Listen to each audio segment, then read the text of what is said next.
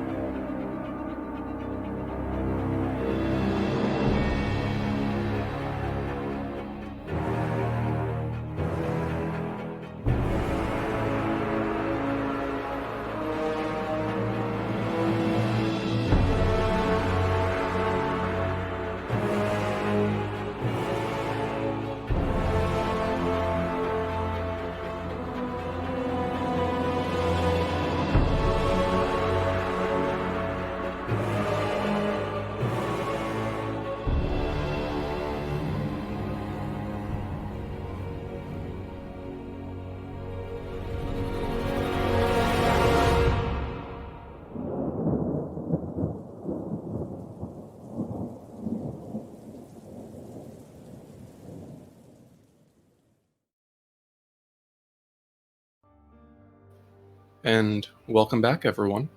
So, last we left off on Twice Bitten. Upon their victorious return from Yester Hill, the companions were summoned to the home of Baroness Fiona Voctor, who entreated them to investigate a vampiric killer that had haunted the streets of Vallaki in recent days.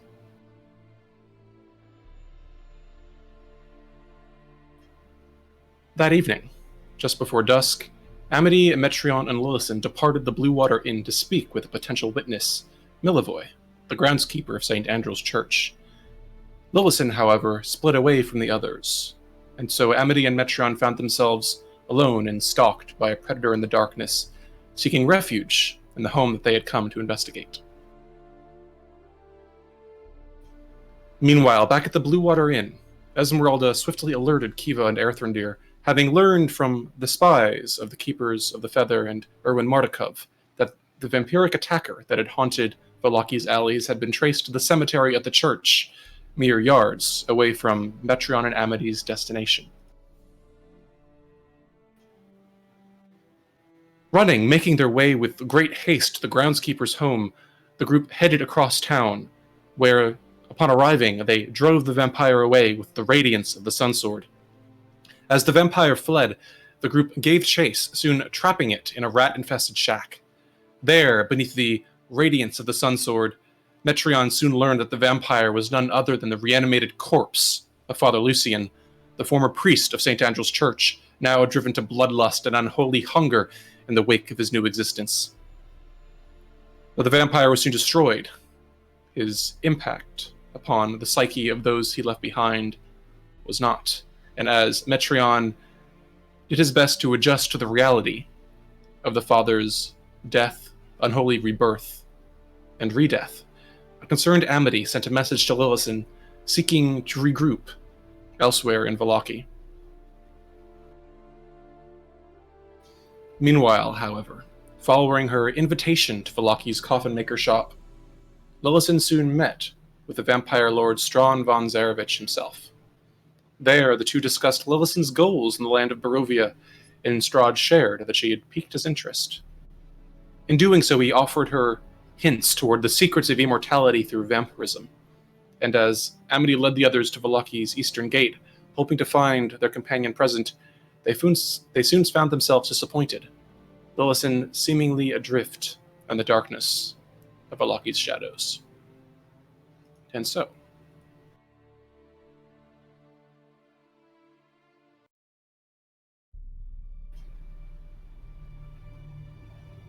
Well, listen. As you sit across the table from Strahd, his imposing dark form staring upon you from his quiet place,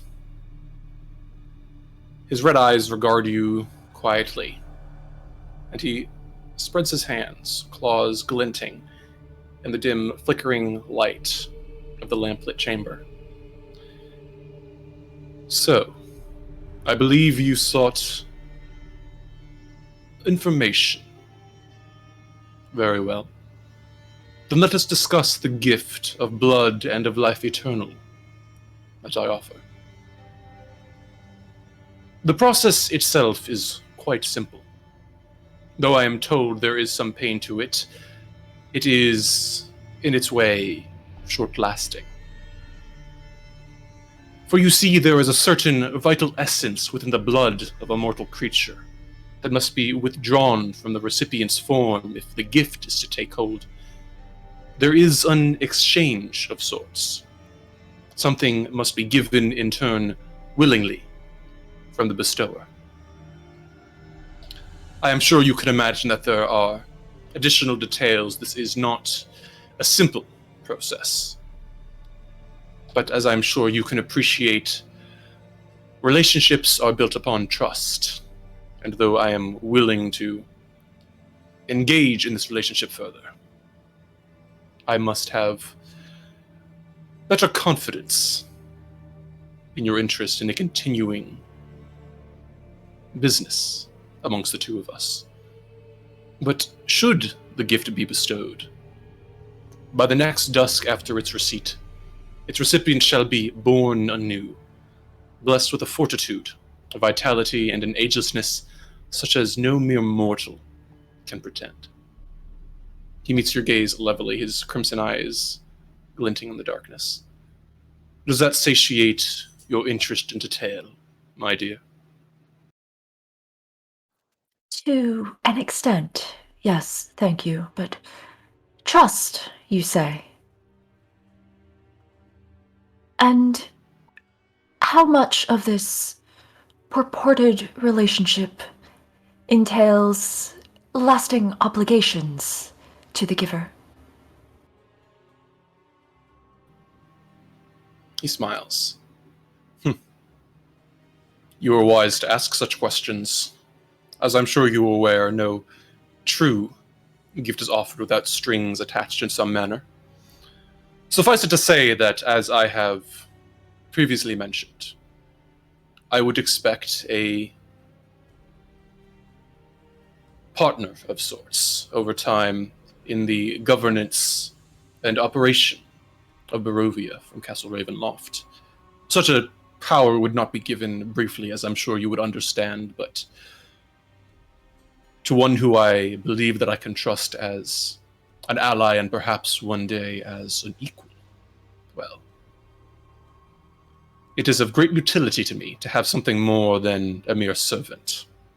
I have many of those, but what I would be seeking would be a more personal loyalty beyond the mere subjugation of one's subjects. I would like to roll insight on that. By all means. Oh man, that's a natural one, so that's a 5 insight. He's difficult to read. There's a almost hypnotic quality to his words, and while you feel reasonably confident that he hasn't touched your mind in any way that you can detect, every so often as the flickering of the candlelight dances in the corner of your vision, as his tones echo in your ears, you find yourself occasionally drifting, losing yourself and forgetting to weigh each syllable as carefully as you might have otherwise. A most generous offer, and one worth great consideration, although I must confess I am curious. What ultimately happened to the man you named earlier, Kazan? He sighs and shakes his head. Would that I could have retained his counsel for many years yet, but as many are wont to do, he destroyed himself. The ravages of time are not kind to all. A simple willingness to look beyond the immediate needs of oneself, I find, are required. I respected his skill, but, well, his prudence, I fear, left something to be desired at times. Magic is, as I'm sure you are aware, a dangerous ally. Lillison's half smile flattens just a little bit.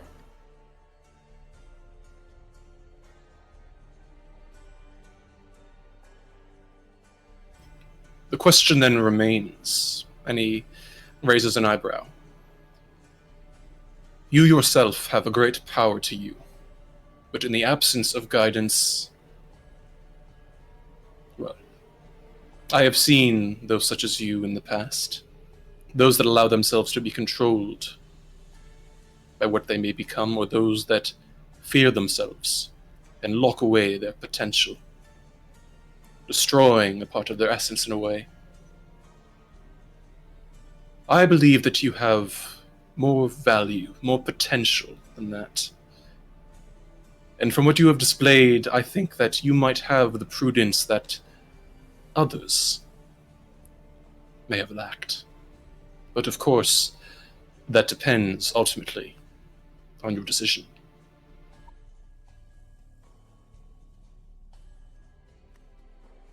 My Lord von Zarevich, I wish to make one thing quite clear. I was born a monster.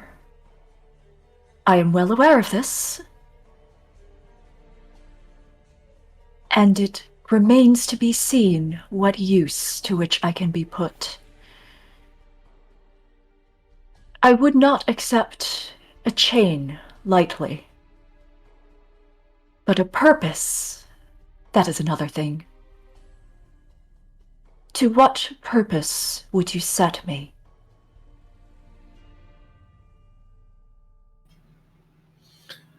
Make a persuasion check. That is an 18.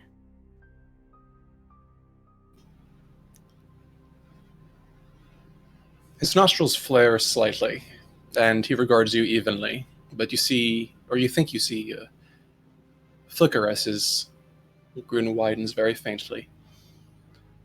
Bold, presumptuous even. But then again, I do believe I enjoy such things. The arrogance of youth is something I myself can understand quite well. Very well then. I confess again, my motives are not entirely altruistic. Barovia is a home to me. It is a place that I have beloved for centuries. It is the place that I chose to make the seat of my power. But after so many centuries, well, the years grow thin. I would not force it upon you, though I would seek to ensure that you would be worthy of such a thing. But let us say simply that Barovia has understandings that other realms do not. And what other domains may see as monstrous, Barovia understands, has a dignity, a power of respect to it. And so, in time, should you prove yourself worthy of the power that would be bestowed, well, the seat of Ravenloft's power must always be filled with a ruler. But that ruler does not always have to remain constant.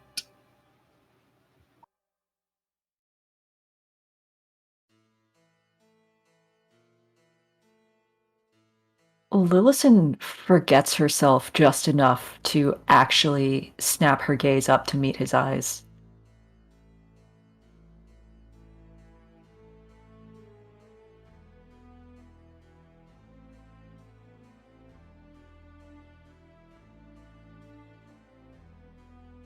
I see. This is not divulged lightly. I completely understand. It is also something whose weight I appreciate fully. I will need some time to think about the ramifications of all you have implied.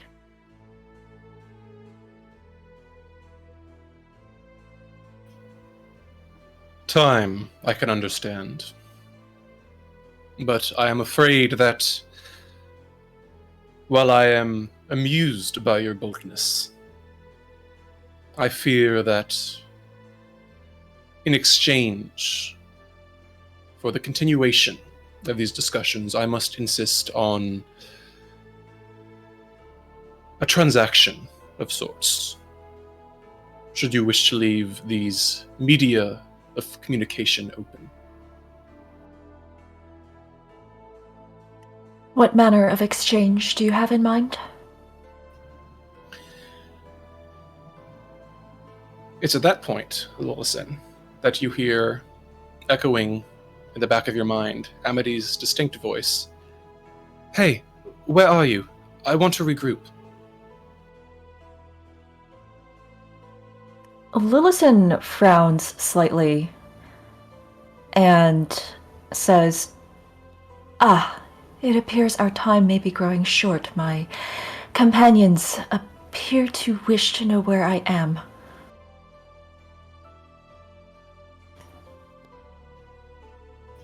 He shrugs. They are yours to do with as you please. But, however you reply to them, know that I do hope for our conversation to be properly concluded before we end. Of course. One moment. Lillison turns a little bit away from Strahd, but allows him to hear her reply, which is made verbally and goes along these lines. I'm by the Eastern Gate.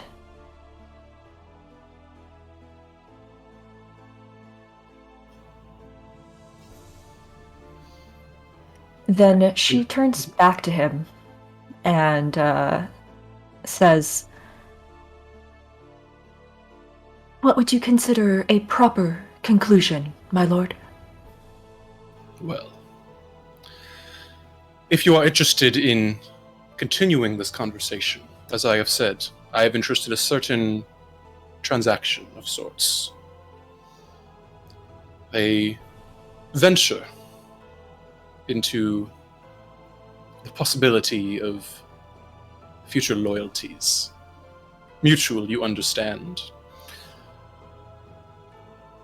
But given the nature of your associates, I'm afraid that given the topics of our conversation this evening, if we are to continue in the future, I must have,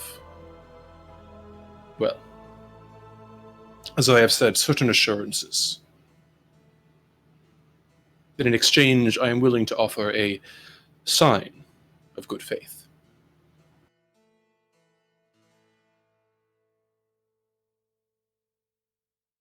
What assurances and what sign do you have in mind? The assurances I seek are simple. Nothing of harm, nothing of violence, or anything that would bring danger to yourself, I assure you. I simply ask for your eyes and your ears, my dear. You seem to be eminently observant. And in that respect, I can appreciate a keen eye and an attention to detail. Should you wish to continue and deepen our relationship in these matters. I would ask you only to continue along your companion's sides as you have before, listening, watching, and learning. Each night that you so do, one of my children of the night will rest near your camp. I ask only that you seek it out and deliver a written report for transport to me.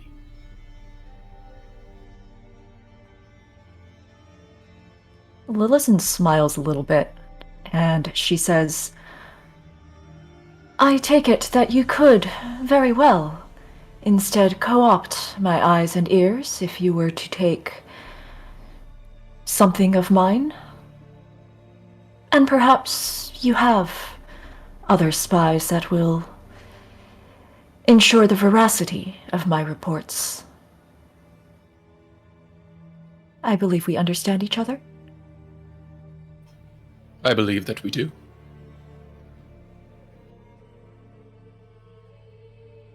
He nods with a look of grim respect and evident amusement at your response.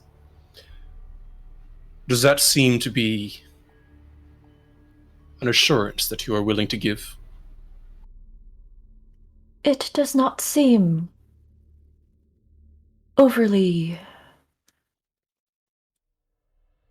assiduous of a burden. What is the sign you offer in return? In return, I would offer you a gift. Your choice, in fact, of 3 possible gifts. Smaller, I am sure, than the one that you may yet seek, but one that may prove useful to you in interpreting the good faith of my intent.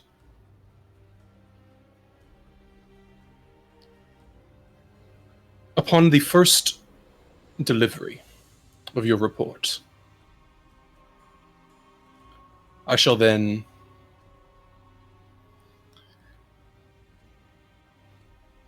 deliver upon you a choice, a message conveyed by one of my servants.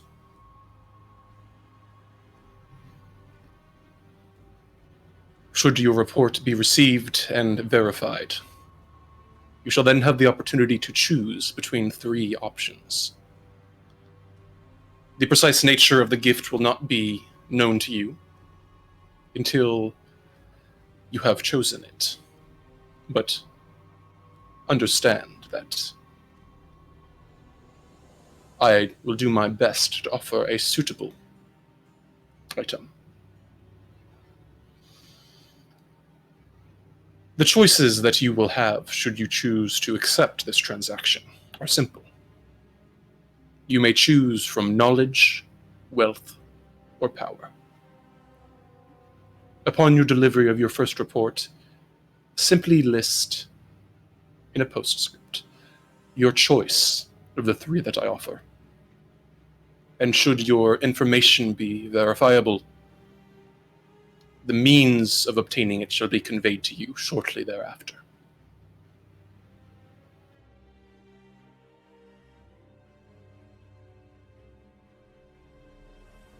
Lillison takes a deep breath and then nods. I will consider all that you have said most carefully. And if I do proceed to write a report, by what sign will I recognize the children of the night that you mention? He laughs quietly. Never fear. My children of the night are never far. If you seek them out, they shall seek you, for they will know you by scent.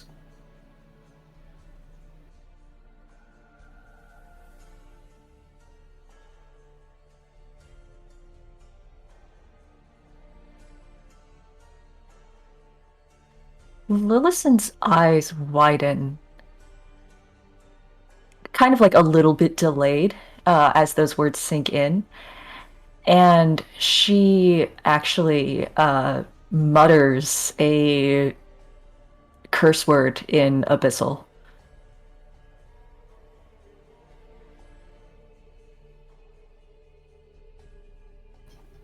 He raises an eyebrow.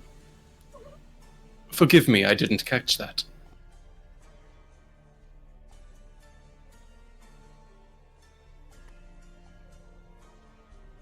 I apologize for my lapse in manners, my lord. It appears that there are some surprises that I should have realized all along. Perhaps indeed, but for the sake of common courtesy, I would ask you to refrain from referring to the fecal matter of a demon lord in my presence. I humbly apologize, my lord. Of course.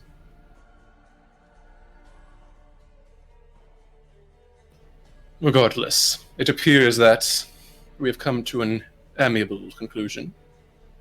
And he pauses, his head turning to the side where you see a dark window facing out to the stockyard beyond. You hear the distant flapping of wings and then a slight tapping against the window. He raises a hand, murmuring a few words, and then you watch as a pale, gaunt hand with long, elegant claws appears, gently lifting the window up and allowing a cold gust of night air inside. Flapping its leathery wings, you see a small black bat emerge into the interior, landing upon the table, and then fluttering up to Strahd's shoulder. It chirps quietly in his ear, and then he turns toward you, a carefully neutral expression upon his face. Well then, it certainly seems that your friends have had an exciting evening. I believe you had an appointment to meet with them, yes? I do. I hope there is enough of them left for me to determine what has happened to them. He smiles, and you see a small glint of a fang. One would certainly hope. They've lasted this long, perhaps, but he shrugs. Well, with your guidance, I am sure they will find themselves in more calmer waters soon enough. Was there anything more that you wish to discuss, my dear? I only wish to convey my deepest gratitude for this audience, my lord. It has been quite enlightening. So it has for I. He stands and inclines his head gently toward you.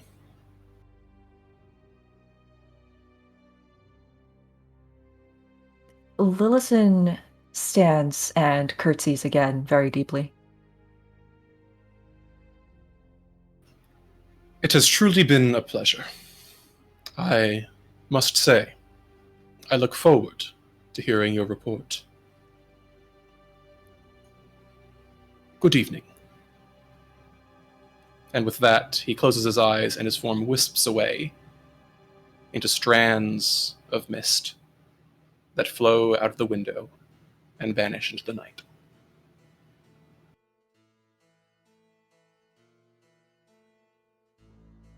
Lillison stands still for a moment, and once Strahd's misty form is somewhat out of sight, she starts trembling.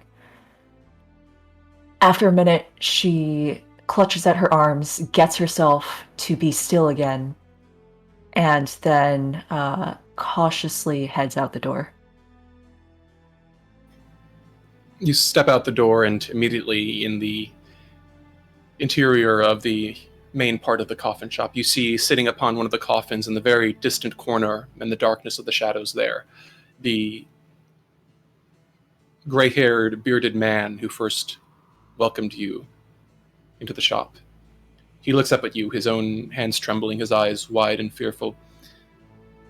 Is he gone? He appears to be gone. Will you be all right? I feel be. I feel be. He looks down at his hands, trembling faintly. He closes his eyes again and begins murmuring something quietly to himself. It seems to be... you're not sure what it is. It has the resonance of a prayer, but there's a tinge of desperation to it. And he just shakes his head and falls silent. I am so sorry that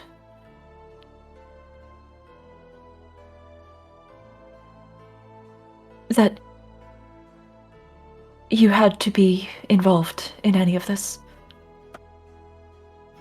He gives a sharp, harsh laugh.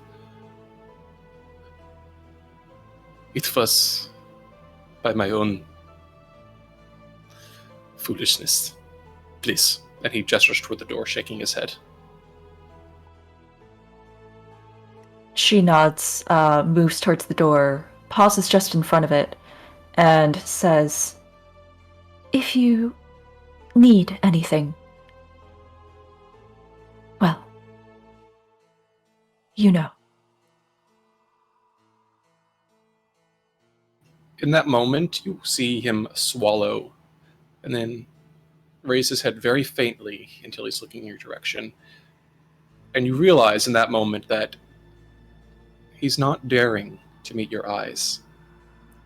Then he closes his eyes and falls silent once again.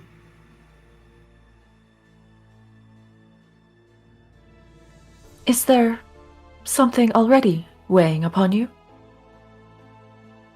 Nothing. Please. Just... I feel be fine.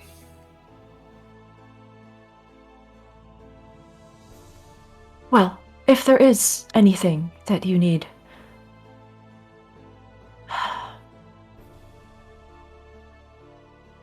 I will be willing to help, or should you wish the assistance of people that you know and perhaps trust, the Martikovs at the Blue Water Inn, I'm sure, will have a place for you, if that, or a new life, is what you desire.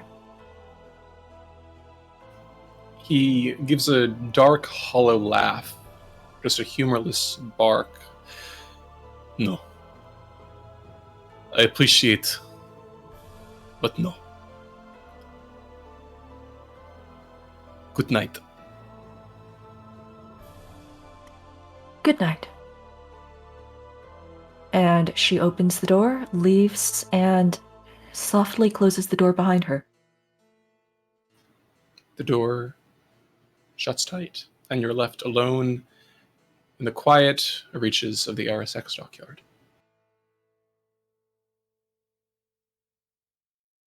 Lillison stands still, starts trembling again, then shakes her head and starts walking very briskly towards the eastern gate. Her steps pick up, and after a moment, she is doing the sort of like power walk, half hustle, half run towards the gate. All right, you make your way out of the stockyard and begin swiftly heading toward the eastern gate. It's not long before the dark, rusted iron gates come into view, and beyond them, the misty expanse of the Svalich wood. You see standing there, each holding a torch and a pike at their side, two lightly armored figures, watching the woods and the streets with no small measure of trepidation. One of them turns to face you. Halt! Who goes there?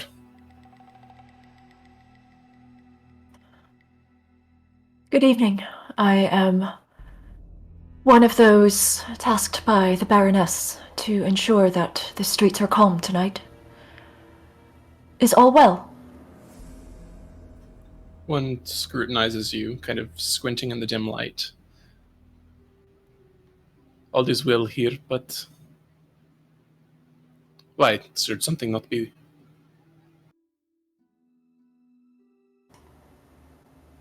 No, I was told to keep an eye out. No disturbances or anything happening? The woman relaxes marginally, sighing. Fortunately, there does not seem to be anything going on. No sight of whatever it is out there. And she kind of glances into the dark streets with again, that sense of trepidation. Just a few, others walking around the town. Nothing to worry about. Others?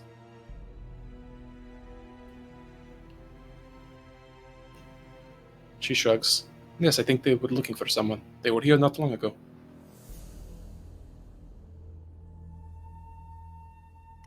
Ah. Could you tell me what they looked like? She frowns. There were a few of them. One of them had long hair and a bit of the pointed ears, one of those. There was another one that looked quite blue. It was very strange, but I think I've seen her before.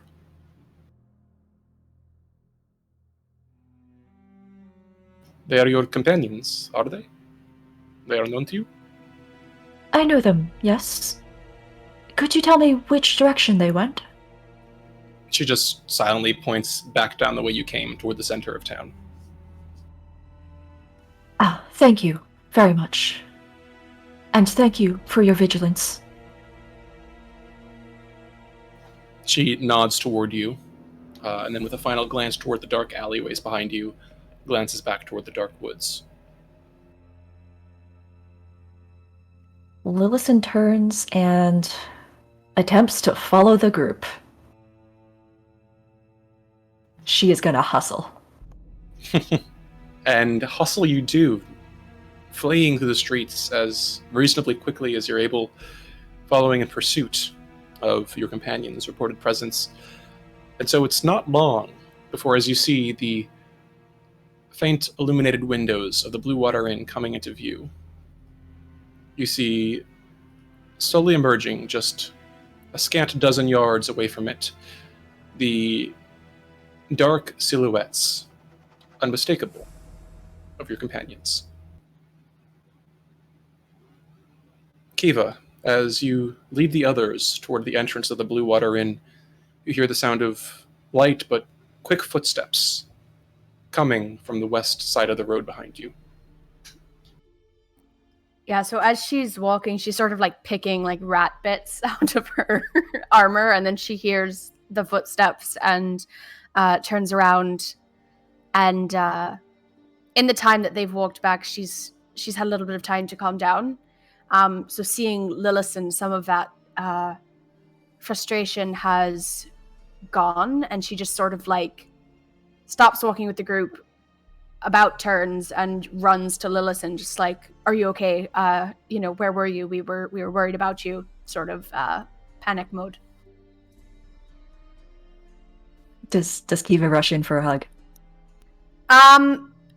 She does seem like that's going to be what it is, and then as she gets close to you, she like remembers herself and stops herself from touching you. Okay, getting that close, Kiva would see that Lillison is still, faintly trembling a little bit, and obviously she's out of breath. And she just kind of shakes her head and looks around at everybody and says, I'm all right. What happened to all of you? Why are you all out here? Did something happen? Well, we found the vampire. It was Father Lucian from the church, and we were able to dispatch with him, but Lil, she's gonna try to pull Lillison aside for a moment if she'll let her. Are the rest of us seeing this, or is this like just you two? All of you are together at this point, yes. Yeah, Kiva like split off from the group, yeah. Amity would like to interrupt before Kiva and pull her aside then. As Amity turns to see this conversation, she is going to quickly take out her book, leaf through it, and say, "Once upon a time, stay close. In far-strewn kingdoms, I'll protect you. Lived a boisterous young pig, a courageous tiger, a cunning jackal, and a sweet Prince Charming. And there were the woods. The woods are unmapped and wild and foreign, with hidden thorns and unwelcoming animals, snakes and owls and itches. Yet everyone, to live a life full lived, to live happily ever after, must venture into the woods one day." As Mark Prince looks Chom. aside, Oh, yeah, is go on. everything all right, Amity? Yes, don't interrupt me. I'm protecting you. Prince Charming, though he was sensitive, clever, well-mannered, considerate, passionate, charming, as kind as he's handsome, and heir to a throne, he was everything maiden could wish for. His kingdom As was Amity now far continues behind. reading, apologies to Amity, what is everyone else doing? Metreon is looking confused by the fact that A, Lillison has just showed up, and B, Amity is now just reciting a story in the middle of the street. But otherwise, he's still pulled away from the group a bit. Earthrendir looks off as well, and then something clicks in his brain, and he smiles. She is protecting us. And then he steps over to where Lillison and Kiva are standing. Before we do anything else, before we have any conversations or thoughts, we're getting inside. We're taking a room, the 5 of us, and we are having a talk. Kiva looks a little frustrated because she's like, "That's what I was fucking trying to get us Not to alone. do. I don't know why we're sitting in the..." She was gonna... Yeah, never mind.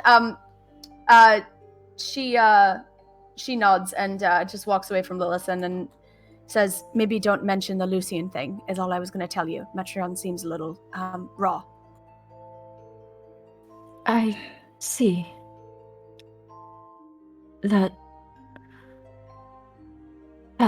That's terrible.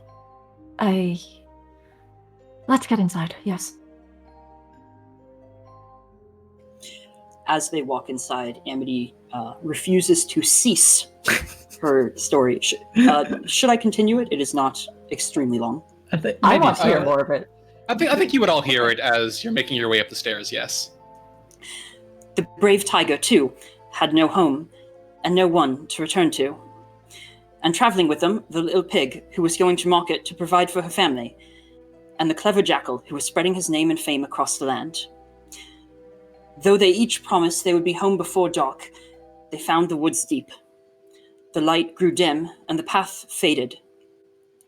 They saw trees crushed under the footprints of a giant. They walked in shadows of birds of prey, circling and waiting. And an ominous melody persisted. And Amity will now cut off her story so that other people can talk by humming a repeated melody.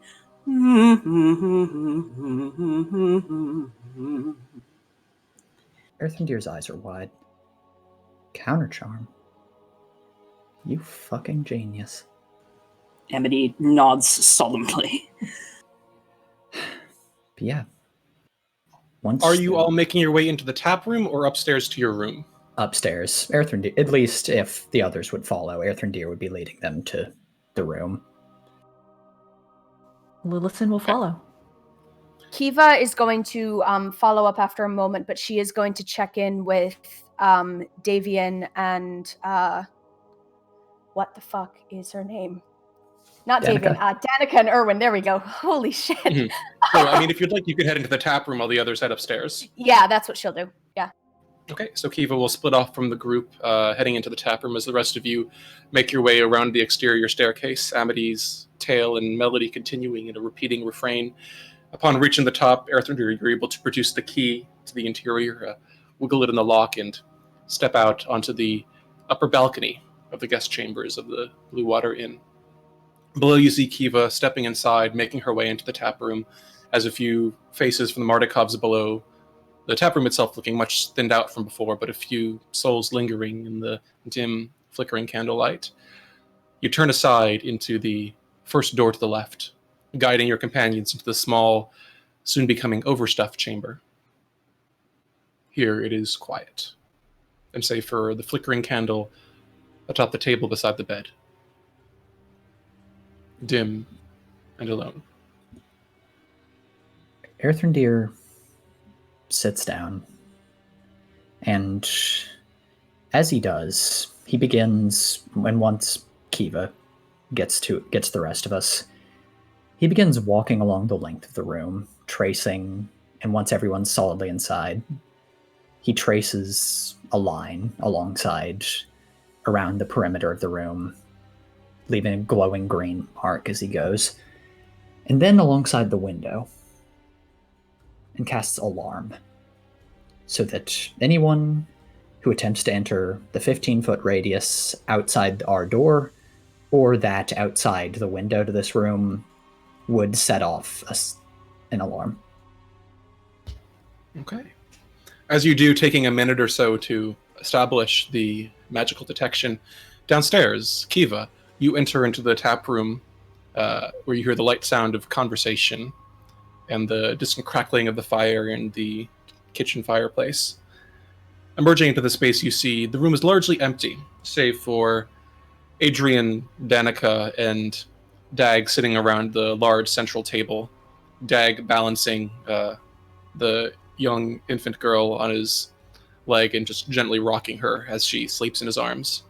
The three of them look up toward you as you enter, Danica giving you a small smile and a nod. Adrian's gaze going up to the balcony a moment later as he hears the sound of your friends' boots tromping up the stairs. Danica waves a hand. Welcome back. You left in a bit of a hurry. Is everything all right? Kiva, as she gets closer, will definitely look very different than when she left. Hair sort of falling down in her face. She's very haggard, and she'll just say, well, as our traveling companion had some information, I guess, about where the vampire might be, and so we took care of it. Look, do you have some paper and something to write with? She blinks and then shakes her head. Not immediately on me. I could see if I could secure some, though. Why, is everything all right? I know that Esmeralda left in a bit of a hurry before. Well, maybe you can get a message to Burgomastress Wachter, if you don't mind. She nods. Of course, that should be more than doable. You can tell her that we'll accept our payment here at the inn, and that her problem has been taken care of. And she just looks like she's on the verge of tears at this point. And that the guards can go back to their normal patrols. And she sort of catches sight of the baby and, gets lost for a moment in her thoughts, and just after a moment stands up and just says, that's all, just that we took care of it and we'll take our money here. And I don't think we're coming down for food or anything tonight. So I guess we'll see you all in the morning. She nods, certainly a tinge of concern in her eyes. Of course, I'll make sure it's taken care of. And Kiva, if you need anything, please let us know.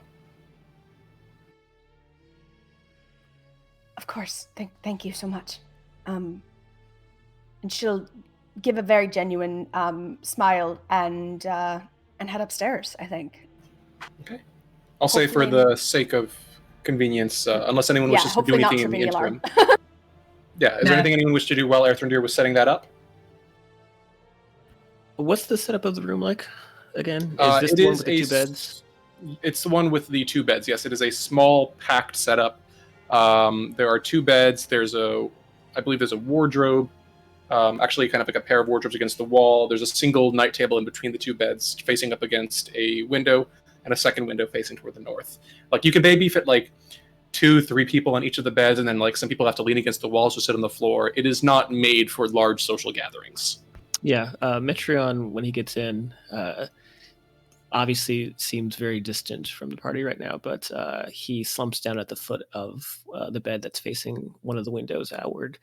And as Erthandir is tracing the room with this alarm spell, Metreon is just gazing out of the window, just this distant look in his eyes.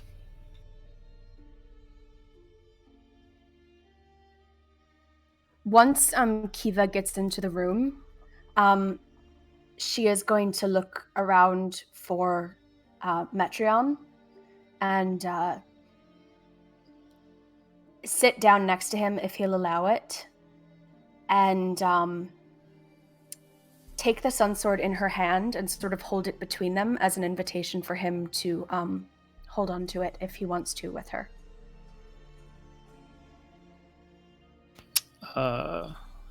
Metreon doesn't look at you. Still just his eyes are fixed out on the sky. But as you start to kind of extend the sword, the handle of the sword towards him, he'll look down, and he has this.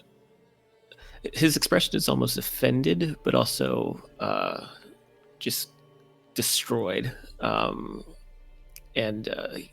he just shakes his head and just goes back to looking at the window. And you could see at this point now he's about to like break.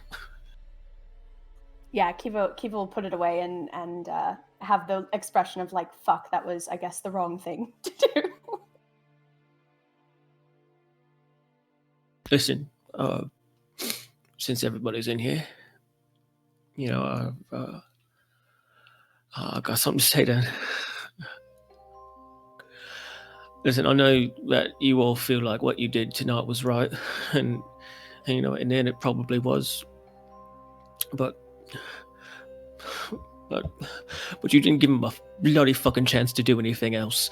You just cut him down like he was a rabid fucking dog. Yeah, maybe it was the best. Maybe there was more we could have done, more we could have gotten out of him. Maybe he could have said something about that shit, Starovich, or something else. Maybe he didn't, and he was too far gone, but we didn't even try. No Abbott, no diplomacy. And when he says that, he looks up at Lilith and nothing. Now, I know most of you is well acquainted with cutting down folks you care about, or at least you know what it's like to have someone in your life savagely taken away from you, except maybe you, Amity. And he points up at Amity. But I'm not. There's not going to ever be something that sits right in my soul. I get that it's easy to do what you do, and he points at Kiva. And I know that since I've been here, it's been a lot easier to do the things I've never thought I'd have the stomach for. Yeah, you know what? They're monsters when we don't know them.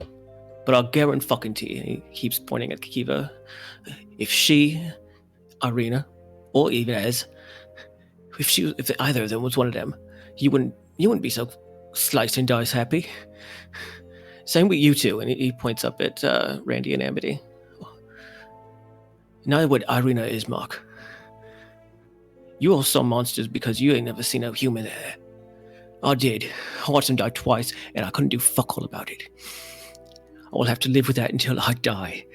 Maybe it comes with living 1,000 years where you just get numb to that kind of thing, but some of us are just ants on borrowed time, and I'm one of them. I could hear you when you all was talking. He starts to look around judgmentally at everyone.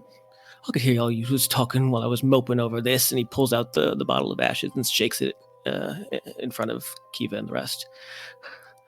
How you always agreeing not to hesitate to cut each other down should you become one of them? But guess what? I would, and probably will if that day comes. And that's what I've come to hate most about this place. It's given me the things to care about, people to people to worry about. Even you shit. And he points up at Grandy. If you all got Fangy on us, I wouldn't take no pleasure in finishing any of you. Any of you. So now I've thoroughly browbeaten you by outing myself as someone who gives a shit. And tomorrow, when I wake up, I've got to go bury this. And he shakes the bottle again. Again. And that's it. That's all. But just know, though, I'll be plenty happy. I'll be plenty merry when we stab that piece of shit von Zarevich. And I'll drink every last one of you fucks under the table. But until then... And you see that he starts to calm down and hangs his head back down again, realizing that he's just laid into this tirade and starting to kind of try to take a deep breath and calm himself. Metreon, what happened? Why is everybody out? What did I not see? Kiva looks up at Lillison, and Lil can see that the gold on her face is just dripping black, and she's like holding her hand into a fist. You know, as Metreon is going, she's just like tears streaming down her face, and with every like hit, it like physically hits. And she just looks up at Lillison and just says, "You missed everything. And you weren't there. And now you are, and you want answers that I don't know if any of us have the strength to give you, because you weren't there. And we had to do this on our own."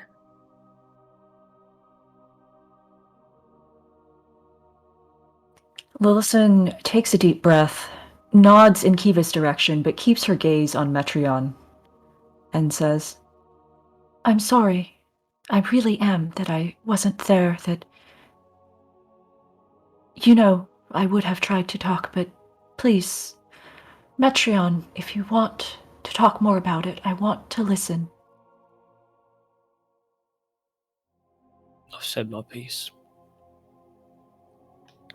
Like I said, it is what it is, and we probably did the right thing tonight.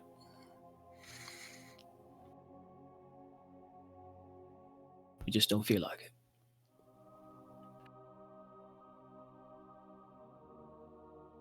Earthendeer, just as the entire tirade's been going on, is just staring between Metreon and the others. He takes a very deep breath. Is that, honestly, what you think? That the rest of us are just happy to kill because we didn't know this guy as well? That we've gotten numb to it, have we? Us elves living forever, never thinking the mortals. We've gotten numb to death and destruction and the loss of everyone we fucking love. That's the point you want to make today?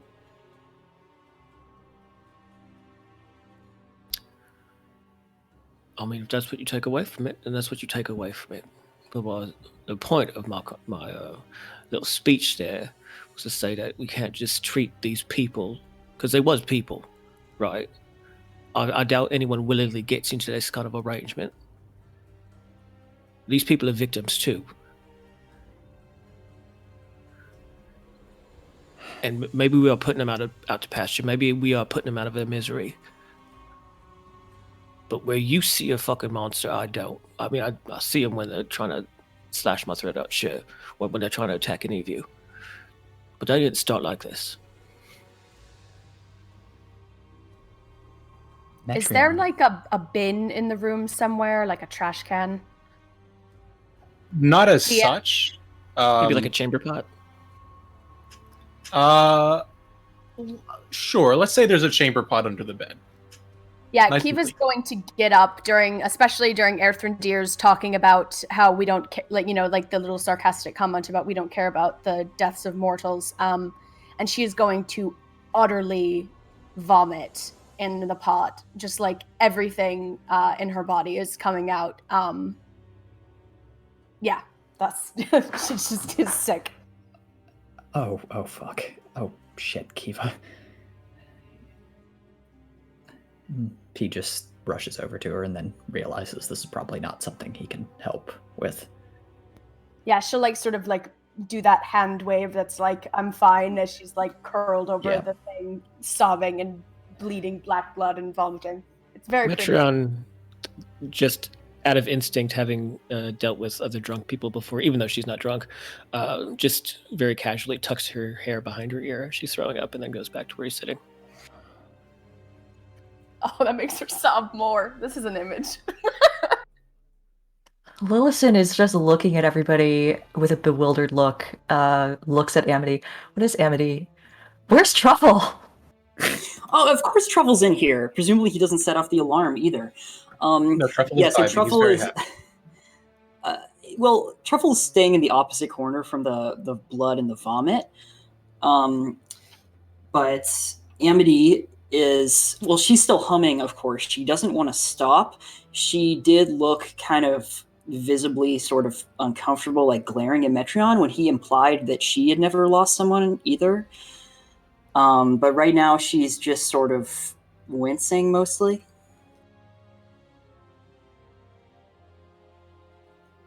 All right, fucking fine. We're all fucked up, and Lillison, you need to know what's going on.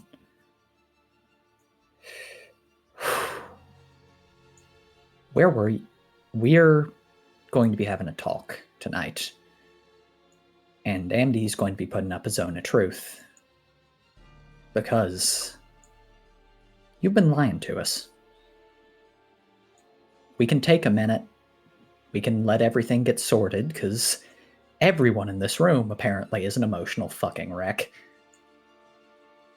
But we are talking about this before the night's through.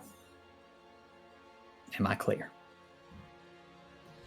As soon as, Lillison, you hear that, and as soon as those words finish leaving your mouth, Erthrindir, you hear not a verbal, but a mental scream of fear and terror echoing in your thoughts from just outside the window. He lunges for it.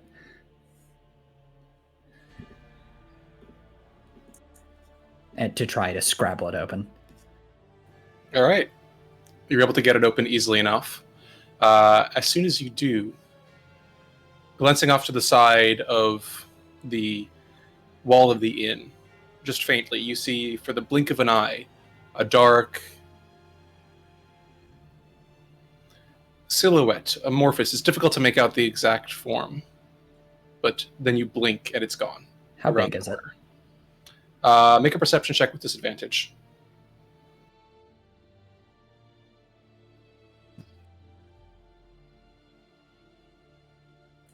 8. It's difficult to tell. The most you could tell that there was something close to the exterior of this wall, and now it's vanished out of sight. God fucking... He slams the window shut. There's nowhere we can go without being spied on, huh? What was it? I don't fucking know. It got away before I could get a handle on it. Fine, sure, everybody knows what we're doing tonight. Doesn't fucking matter. It's a real party, isn't it? Ain't it? But yeah, he looks at Lillison. We're gonna pick it. How is that acceptable to you, ma'am? Lillison stands up. Keeping eye contact with Erthrindir, she is going to unclasp his cloak, swirl it off from around her shoulders, fold it over one arm, and offer it back to him. Don't. It's cold. And we have... This is... And I have no intention of this being an ending. Just sit down and talk to us, please.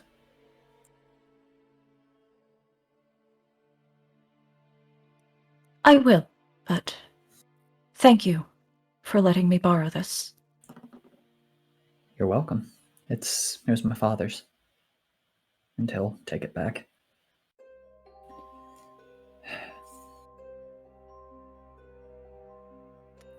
Lillison is going to find a spot to sit down that is not overly close to everybody else, which may be difficult because this is a small room. But everybody can now see that she is wearing, her fancy dress that she was wearing to that first tea time with Lady Wachter. And when she sits, her spine is very straight. And even though she has a sort of concerned,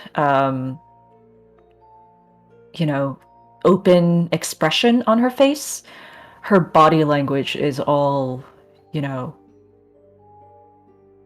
interrogation, basically.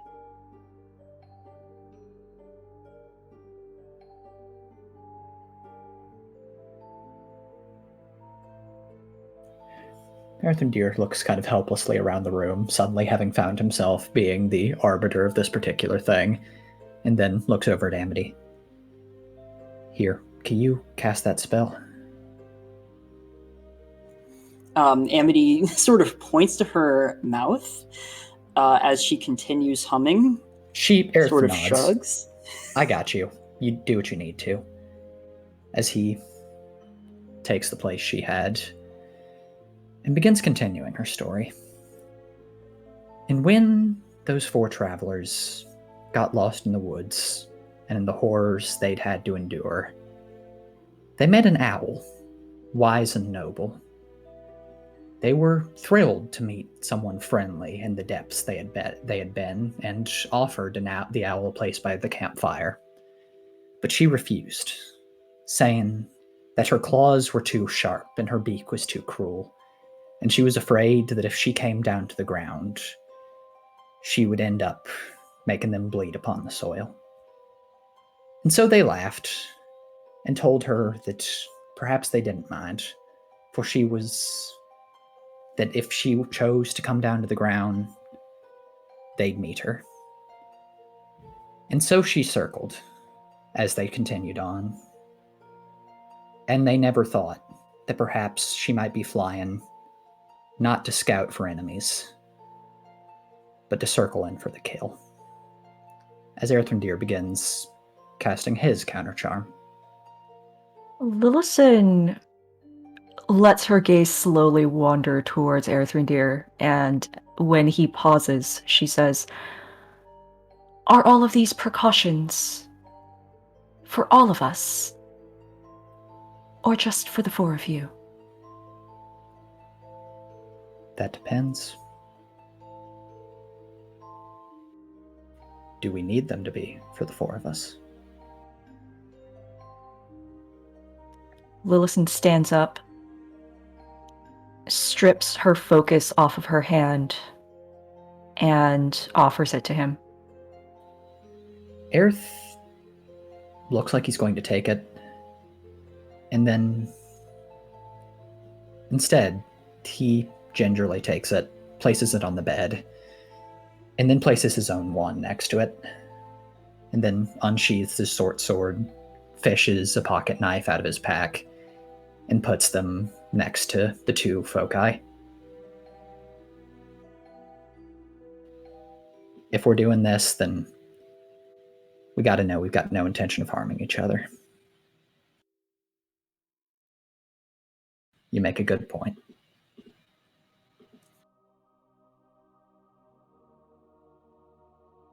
Lillison looks over towards Amity and says, "Please, if you would."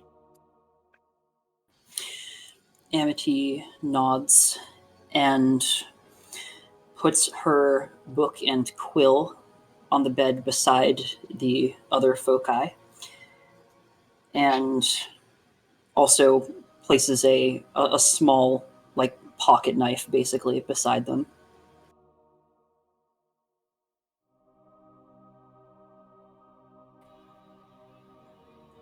Whenever you want to do the spell, honey. I think we're ready. You mean Zone of Truth?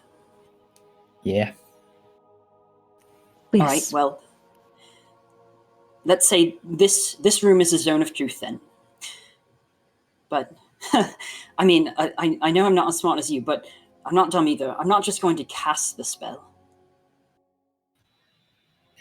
Why You're not? Well, it lasts 10 minutes. And, I mean, you know us, right? We don't get things done in 10 minutes. We take 2 4-hour segments at best. The Big burn.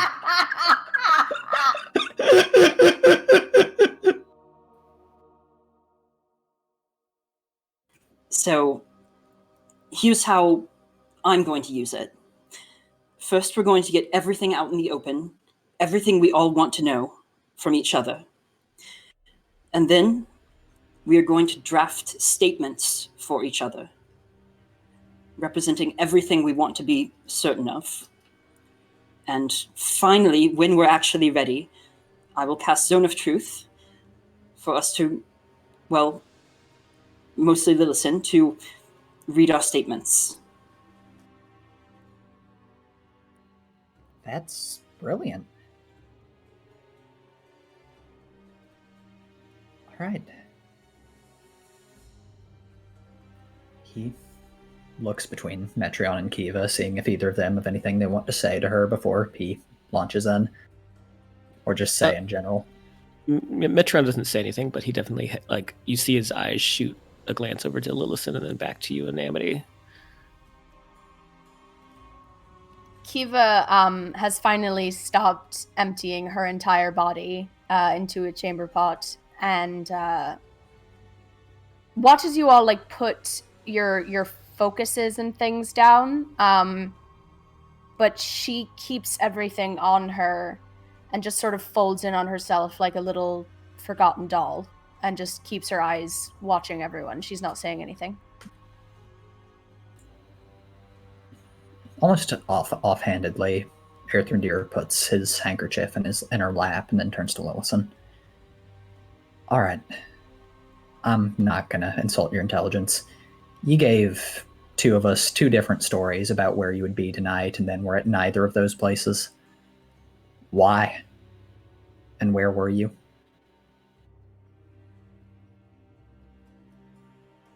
I was, in fact, near the eastern gate. When I got to the gate itself, I found that all of you had just been there. I was not expecting that. I thought that only Amity and Metreon would be out. But when I heard that Kiva was there, I suppose now I know why everybody was out. What happened? Was anybody hurt? Kiva got chewed on. Go ahead.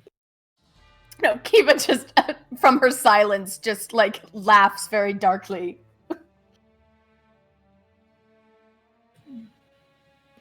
Nothing that won't heal. I hope. But more to the point. Any townspeople? No. No one's dead. We put an end to that.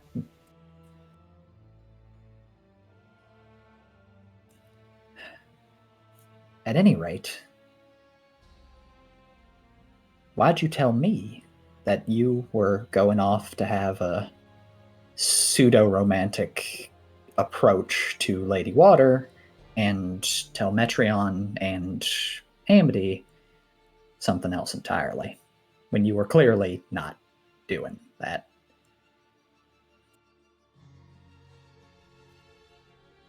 Earthrendir, I told you I was not going on a date. Whatever you were doing, you were going to impress someone. Who was it?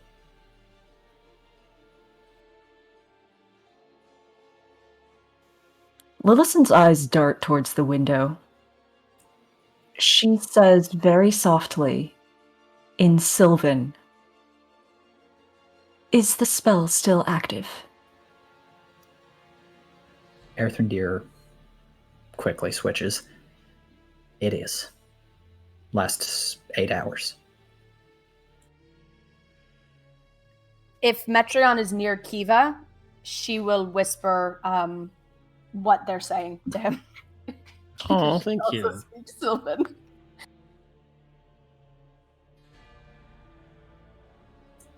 It's not a guarantee, but it is a very good early warning system.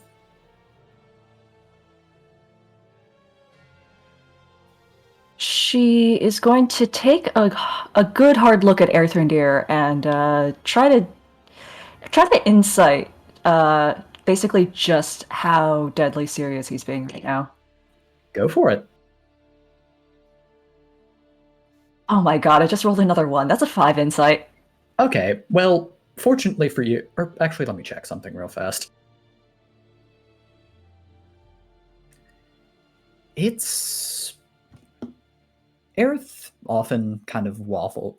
It's hard to tell, but there's a sort of darkness in his eyes that isn't usually there. And he doesn't seem like he's going to let this go.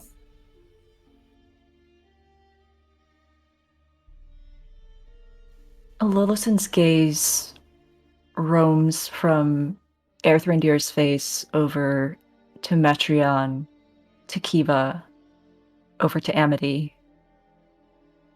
And then she gazes up at the ceiling. She says softly, still in Sylvan, I was informed to be at a certain place tonight with the understanding that if I did not, all of our lives would likely have been in much more danger. Kiva this time actually speaks to Lillison and says, something tells me this isn't a time to be cryptic in Sylvan. I am not trying to be cryptic. I am trying to be careful. I hope this is not a language he understands, but I was wrong before. He Kiva knows. snaps Whistle. her head up when you say he, and is just like immediately looking at as much as she can from her position to see any like signs that you have been harmed in a way that might not be readily apparent, you know, from that first conversation she had with you, specifically looking at your neck. If she is being obvious about it, Lillison will sort of bend her head to one side and, show off more of her neck and continue. He knows Abyssal. I was not expecting that. Did he hurt you? No. No. Aerith suddenly stands, reaching out to the wind. Are Esmeralda and Ismark in here? Yes, I think it was they just are the five. here. I thought it was just the five. Yeah, I thought it was just the 5 of us specifically. Okay. He's going to... They would have followed you unless you specifically asked them not to. I think we would have. In that Okay, case, retroactively, we can say that they're in the tap room. he's going to step If you're all outside. amenable to that. As Ismark, Amenable. I need your help. They both glance upward from where they're kind of sitting at the end of the table, speaking with the Mardikovs. With a nod, they stand up and begin to make their way outside and around to the upper floor. I believe Irina probably would have been with them. Yeah. All right. I need one of you guys on the roof above our room. I need another one on the street directly below our window. Safely as you can, quietly as you can. But we're having a conversation that we need to know is not going to be disturbed. And if y'all could buy me that, then I would... There's not enough gold in the world. Esmeralda frowns. It's certainly something that we could keep an eye out outside, especially if we're close by, but given the amount of ground we might need to cover, I could ask Erwin, see if he has any way of helping us throw about a broader net in case anything comes our way. If you could, we just need to have no spies aside from the ones we might not know about. Thank you. She nods, so you'll have it. She and Ismark step outside. Is the implication that Irina should assist them? Yep, if she wants to. Okay, gotcha. She and Ismark will head out together as Esmeralda moves to presumably find Erwin in the kitchen or elsewhere. Aerith will step back into the room. All right. I've gotten Ismark, Irina, and ideally the Mardikovs on this. That can't guarantee anything, but We're not sending Irina out there. I mean, we're not sending her anywhere. She's her own damn woman.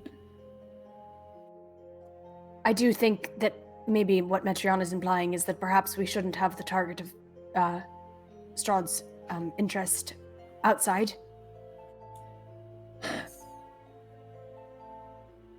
That's not our decision to make. But I take Sorry, can you all clarify, is this still in Sylvan, or have you communicated this to part's in common. Okay, so we know that Strahd has taken an interest in Lillison. Okay. Yeah. I think we're talking about Irina. Yeah. Oh, sorry, Yeah. Irina. yeah, Sorry, we don't. continue. You and I don't know about the Strahd stuff, but we do know that he is sending people out for some reason. Yep. At any rate, I think once they get situated, we're going to be the safest we can be. Doesn't mean we don't have to be coded, but Lillison, frankly, I'm not going to take code anymore. We need to know fully.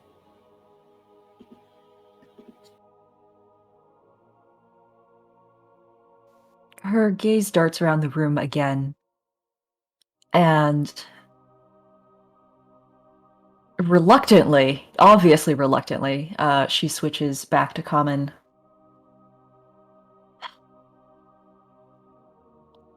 I was hoping not to involve any of you in case this was the obvious trap it seemed to be. Boy, obvious trap. Trap for whom? I mean, a trap for us, but who was setting a trap? Lillison is going to lift one hand to her mouth and make the little fang motion. Metreon's eyes, his eyes go buggy, and he shrinks into himself even more, like a scared kid.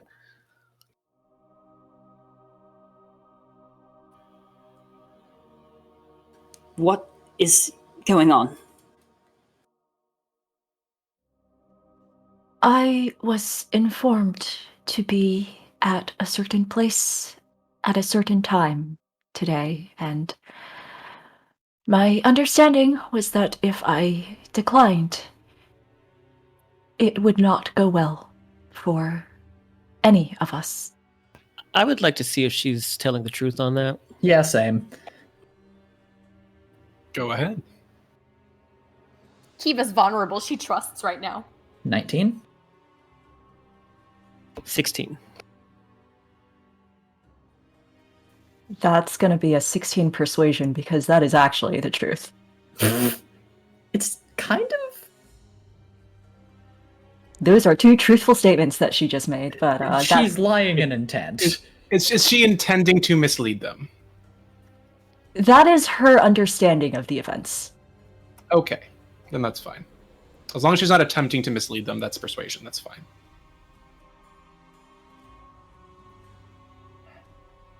Amity is taking notes.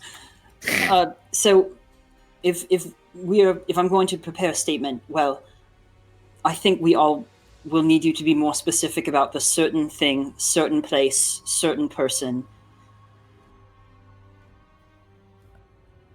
I think we got the person. Well, Maybe.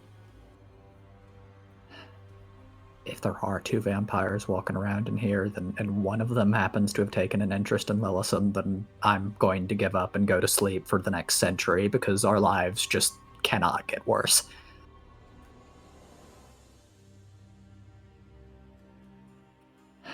If you must know, it was at the coffin maker's shop at dusk.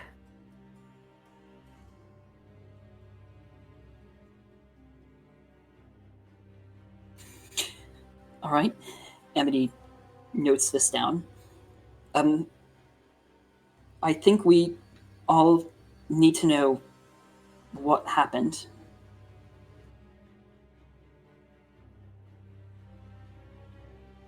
I went in expecting threats,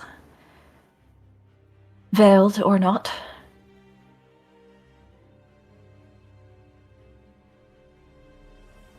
And I am not entirely certain that is not what I received. There is a great deal of power in an unspoken or else. And what was the part that was spoken? An offer to me. I don't think it's genuine. But it's one you chose to investigate.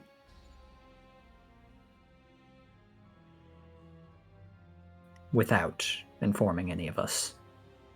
Through any of the means you have at your disposal, up to and including the means to telepathically talk to us in our minds. Yes, Why? you would have tried to stop me.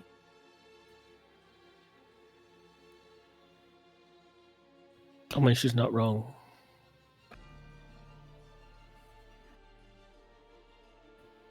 And what precisely made you think that seeking out this offer was a remotely sensible thing to do? Where you could have... Well, any number of things could have happened, but what precisely made you think that that was the move? We have been doing a great deal of talking about how to stay interesting. Have we not? She's got a point. And your means of staying interesting is seeming like a good mole? It was to play by his rules, at least for the few opening moves. I didn't want to worry any of you. I don't think you'll believe me when I say that, but it is the truth.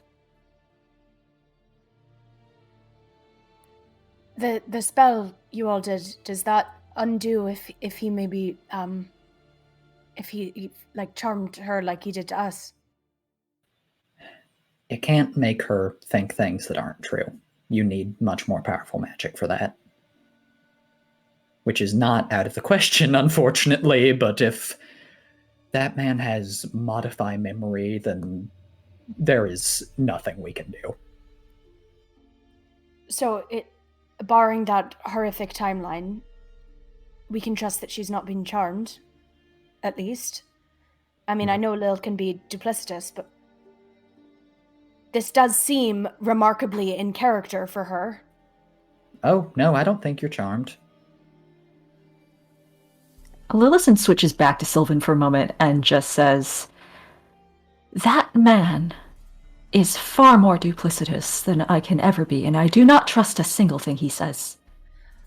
Kiva looks up and almost looks like a little embarrassed. She's like, I didn't mean that as an insult. I mean, I'm sure you thought you were doing what the best option was strategically. I wouldn't have made the same choice. I don't necessarily like that you didn't tell us, but I'm glad that you went, and I'm just glad that you're okay. switching back to common. Does that satisfy you? No. Lillison, I mean, knowing that that wasn't what happened to my mind.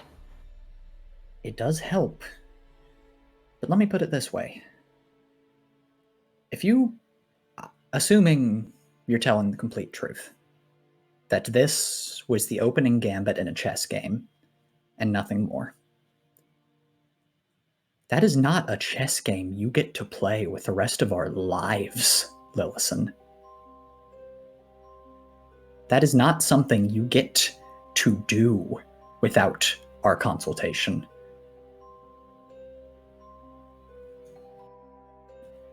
If he'd charmed you and had given you, we know how long it lasts, maybe a day. If we had walked in and charmed you and ordered you to, or asked you as a dear friend to do something that would, I don't know, spirit away the sun sword in the night, nothing you could have done to stop it. Lillison slowly smiles, and she says, Erthrin dear, Yes? Ismark has a letter for you. What? What do you mean? What are you talking about? You'll see.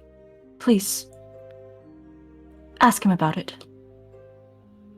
Earthendeer stands looking just utterly befuddled by this left turn and steps outside to talk to Ismark. Okay. As you step out into the exterior of the Blue Water Inn, you see the flickering firelight of a torch, beside which, a few yards away, you see Esmeralda standing at the front of the inn, her headband blazing with a brilliant light that illuminates the area around her. Holding the torch, you see Ismark, and the flickering light up above, you hear the rustling of feathers. You see several ravens perched atop, watching intently. And as you approach Ismark, one of them caws softly. Ismark glances up toward you. Are you all done in there? We haven't seen anything yet. No, but thank you again. You're wonderful. Lillison said you had a letter for me? He blinks. Oh, yes, I did. It wasn't exactly in the best of circumstances. I was a bit confused by it. What'd she tell you? He frowns. He lowers his voice. It was somewhat concerning. She said that if she were not to return, that I was to ensure that you received it. And with a somewhat uncertain hand, he reaches into his vest beneath his armor and withdraws a small piece of parchment sealed with a crimson bit of wax. Earthendeer takes it in a questioning hand. If she didn't come back... Thanks, Ismark. Be safe. And he will nods. tromp back inside. As Randy and Ismark were talking, Metran positions himself like across from Lillison and looking her in the eyes. He starts to tap on the floor, and as he does, I believe Lillison, you would know this. In Thieves' Cant, he starts to ask, "Do you understand what I'm saying?" Her gaze drifts over to him, and she taps back, yes.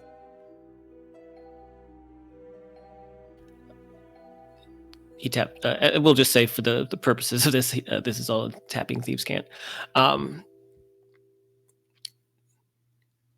So you heard what I said about me caring about what happens to you. I didn't know if I was included. You were.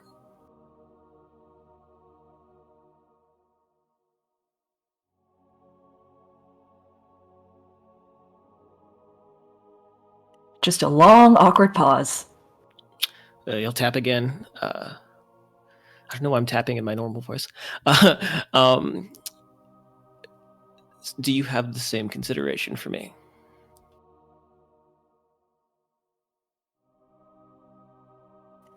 She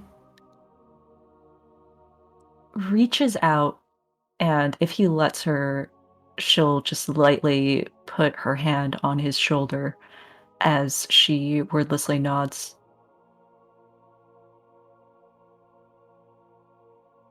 So you'll forgive me while I take this opportunity, thanks to Amity, to ask you again. You know that my life is not mine right now. What happened down there?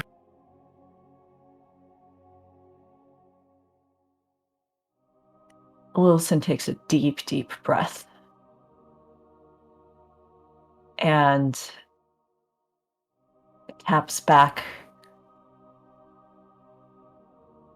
I will tell you after this part is over, as she sort of waves over towards the door.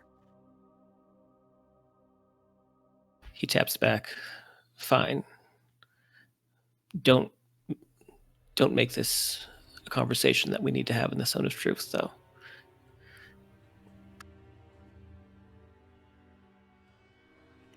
She nods. Right. Amity will say to Lillison, I'll be honest, Lillison, I find you very frightening, but I'm not going to do like Erthrindir and grandstand about what you've done, because I want to believe that you really did think that what you did and sneaking out was for the best of all of us. I want to advocate for that. And I want Erthrindir to believe that too. She looks at her quill and parchment. As you do, the door opens and Erthrindir steps back in, holding something in his hand. Oh.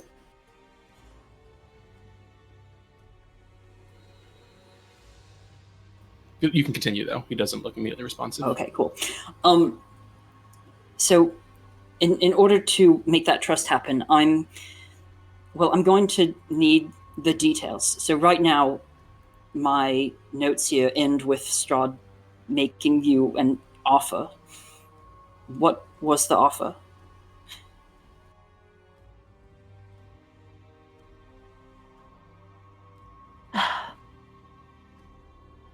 It turned out once I actually arrived. He wanted to turn me into one of those things. Amity's eyes widen. Well, he offered it to you. Yes. No offense, but we've seen how it works before now, and I can't see that offer would be something that you'd actually be interested in, or that he'd be stupid enough to think that someone would be interested in. He is very good at phrasing. Talking about immortality and protection and... He demonstrated, you see, the sort of physical harm that can be undone in that state of being, I suppose I can call it. Like he did when we fought, like the healing? Yes, the healing, yes, but I didn't see that red flash or those rings of mist. That might be something else.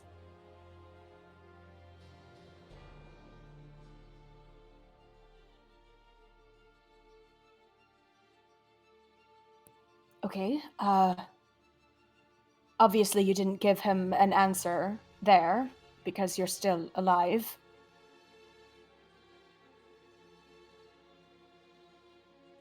What was the payment? What was the price?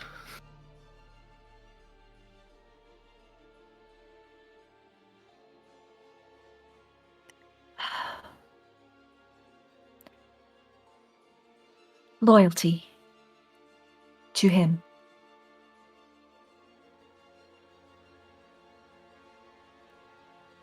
So Are he there any- wants you to be a spy, to kill us, to what? Lapdog? He says to replace him. So he does think highly of you. I don't believe him.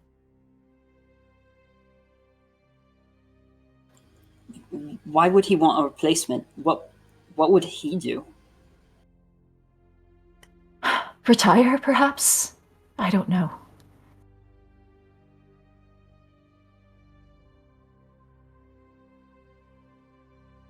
Something tells me that's not the kind of thing you retire from, though. I mean, unless... And Metreon nods over to the sun sword that Kiva's got holstered. Involuntary retirement, more like.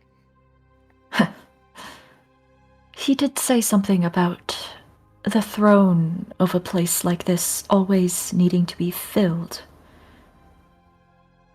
I don't know whether that's a political need or some sort of other... No, that's an old myth. I don't know if he's speaking literally, but the king being a reflection of his land and all that. You think maybe he's cursed? I don't know.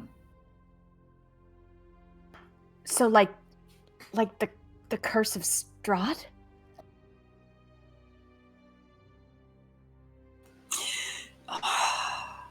Title screen!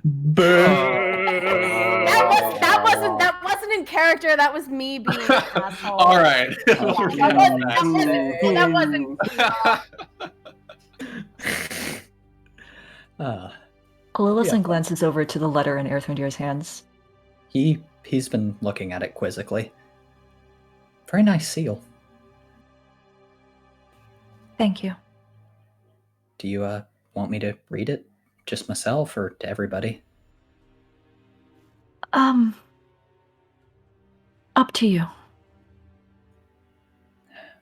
The whole point of this is that we didn't get to make decisions based on our own. I'll read it. And for the record, stream viewers and podcast listeners, Kaya has sent me a physical version of this letter, which I'm currently opening. It is beautiful.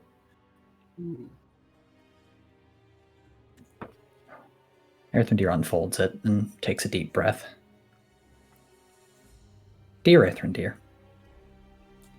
if Ismark has given you this letter, it means that you must know that you are not safe, and that all of our secrets and strengths have been compromised to our enemy.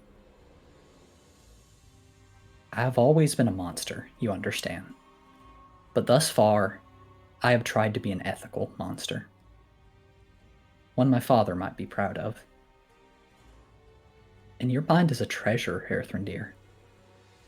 I would not have wrenched it into a shape of my own devising any more than I would have torn a fine painting in two. It would be a shamefulness and a horror. Only in the very direst of necessities, some convoluted hypothetical situation at the edge of imagining that I cannot even imagine, would I ever consider it. So I hope you understand the weight behind these words when I say that if Ismark has given you this letter, this might be one of those times of dire necessity. If Ismark has given you this letter, I am not coming back. And if you see a creature wearing my shape, do your utmost to kill her. Your friend, Lily.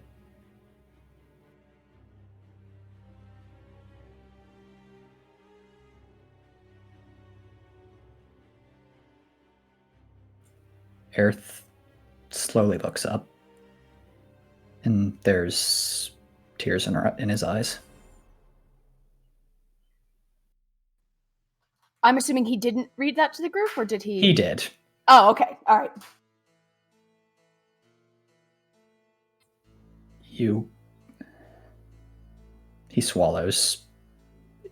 I didn't know.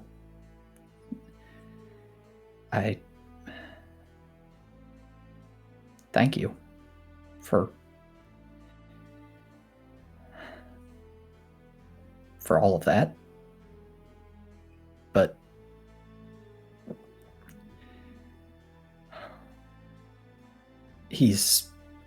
you're not a monster. You know that deep down, I think.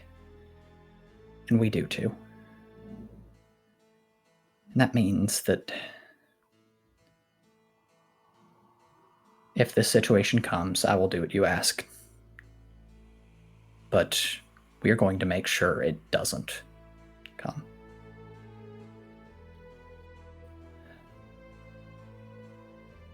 Because we're not letting it happen. I admit I'm out of platitudes or anything really to say. Just, I wish you wouldn't lie to us. If you truly feel like this, then I wish you wouldn't feel the way to keep us safe is to make sure that we never know. I can't live like that, Lillison. However well-intentioned, however much love, I refuse. And we will not. That's all. I don't know.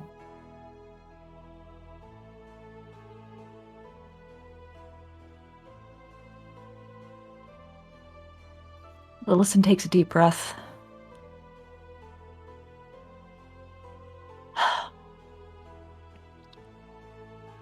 Ismark was to give that to you if I was not back by morning. If I had not been given a choice.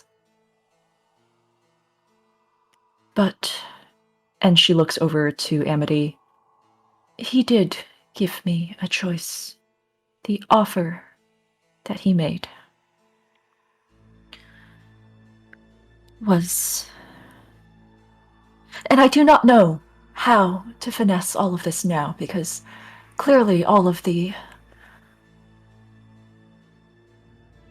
bustle that is going on outside with everybody keeping watch must alert him to something. His offer was that if I were to write reports as a spy, yes, and deliver them back to him, he would give me gifts. He did not say very much about the nature of these gifts. I don't know what they might consist of. Perhaps it would be better for us to all keep up the pretense that whatever all of you have wrung out of me, it was something that broke your trust in me completely. I can feed him false information. It will be verified against the spies he already has upon us. But I think that having something, an amusing plaything, a potential tool, something he thinks he can manipulate in a way that isn't just destruction, may let us all live a little longer, find out a little more about him that we can use against him. In order for this to work, you have to give him truths in these letters too. Important ones.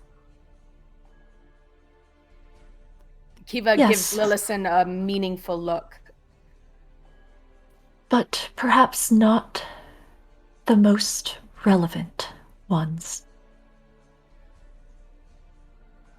Lil, look, I may hate the guy, but he's gonna catch on to something like that. Speaking of which, as everyone's talking, Metron remembers that he's out of a wineskin for a reason. He starts to look around the room, and I'd like to see if there's anything that I can pick up on in the room that might indicate that he's scrying on us. I mean, you're welcome to make a perception check.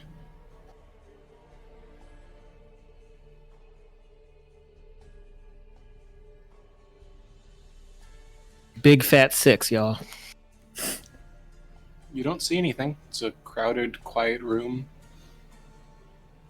Not much to see.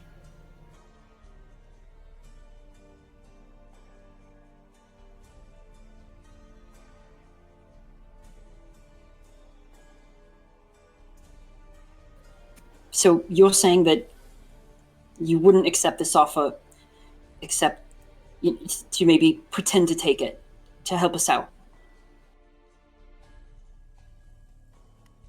I think that if I decline the offer outright, he will be very displeased.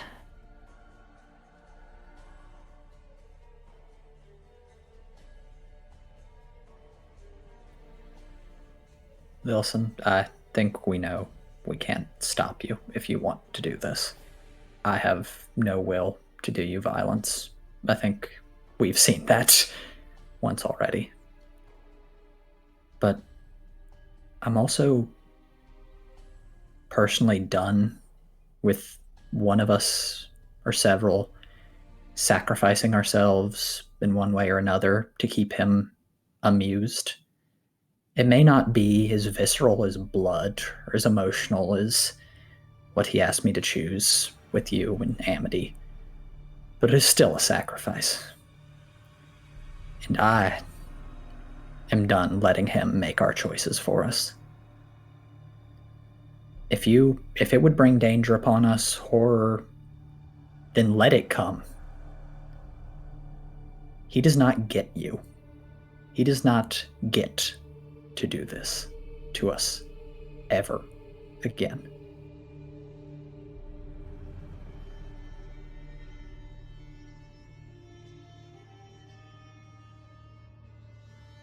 There is a great deal of strategy that consists of figuring out when you need to play by your opponent's rules in order to bide for a better opening. This is something that I can choose without all of your consent, but it is something that I am putting on the table before you all. And her gaze drifts over towards where her focus is lying forlorn on the bed. All I want to know is that whatever you do, it's to help us and to help you, and that you think that it'll work. I don't know if it will work. Perhaps what we're doing right now is already too suspicious for him to believe anything I might say in the future. I'll make this real quick. If presented the opportunity for your survival, for our lives, would you take it?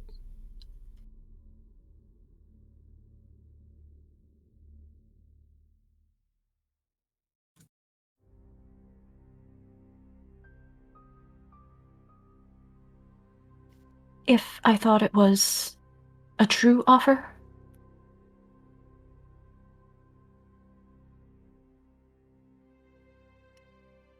I don't know.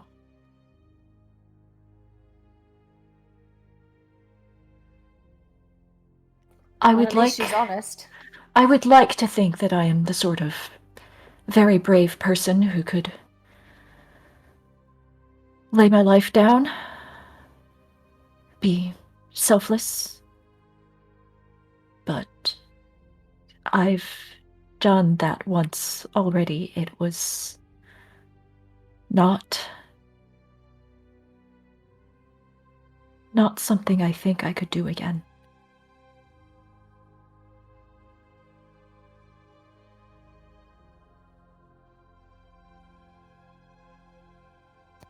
My mind in this is, unfortunately, against you, Earthendir. I think Lillison is making the choice, and I trust her to make the correct choice. And I agree with her that sometimes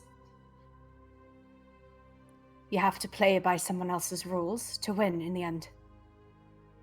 There is a chance that this will work in the way that we need it to, that we will get an opening that we would not have had previously.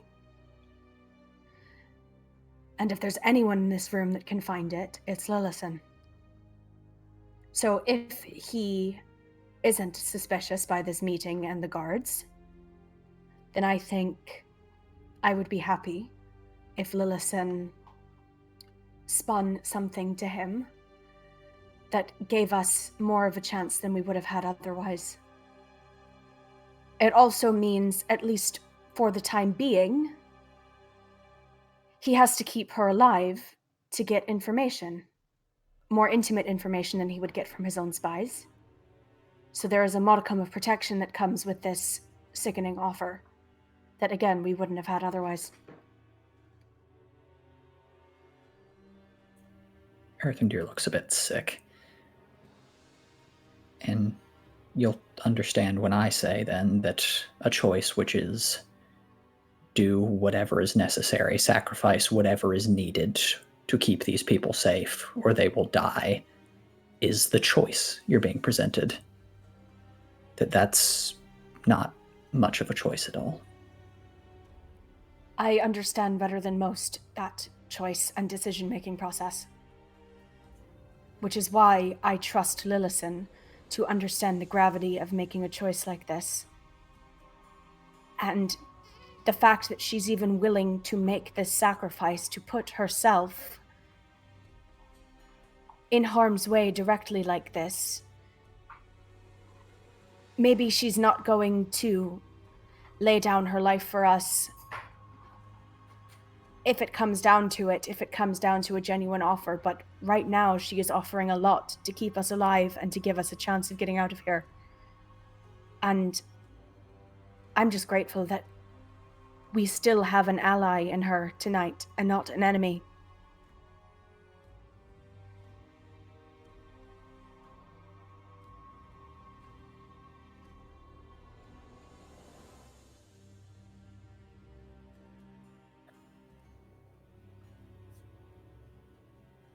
I want you to be comfortable around Lillison, and I want to be comfortable around Lillison. Actually, no, I just want you to be comfortable, even if that means that you won't be comfortable at all unless we just decide not to journey with Lillison anymore, ever. But if there's anything that you want to be certain of to quell any of your doubts, we can get that out now.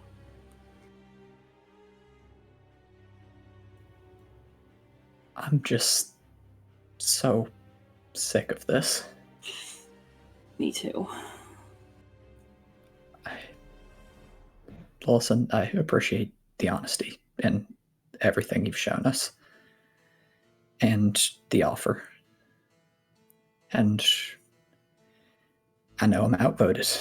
I understand. But you'll forgive me if I'm looking at another way he gets to break us. And one you're cheerily diving into. And just wish you didn't have to.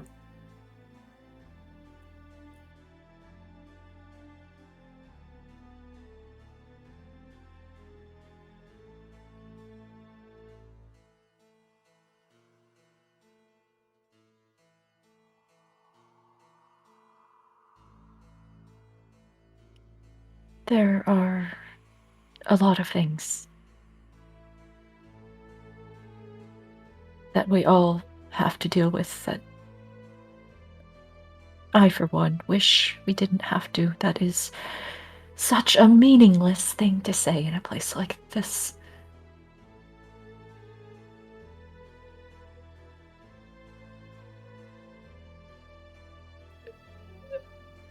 If it's meaningless, then I don't want fucking meaning.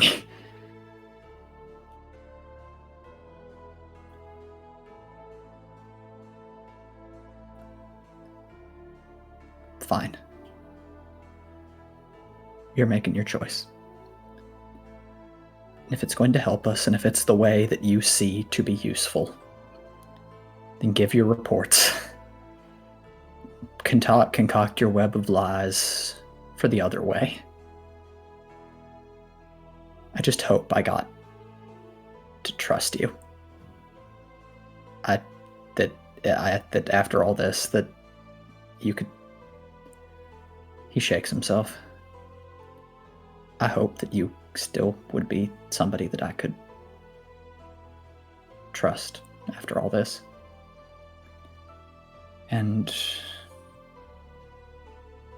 I guess that's done. I guess that's gonna be done until you are no longer reporting on this man and could be called on at any time to be charmed and broken.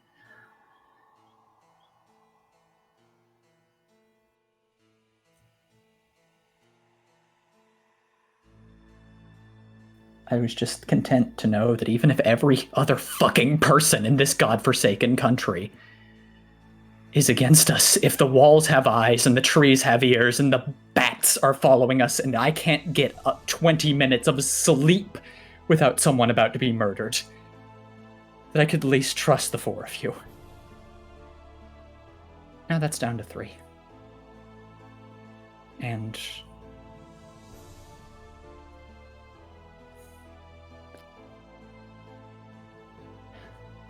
I know that's selfish. I'm sorry. But I had to know that I could have all of you. Without that, I just can't. If we're not all going to be able to put all of ourselves into this.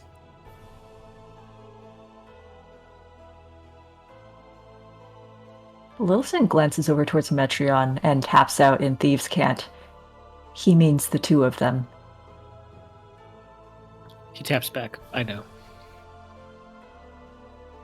Kiva's just touched that she's considered one of the trusted ones, potentially.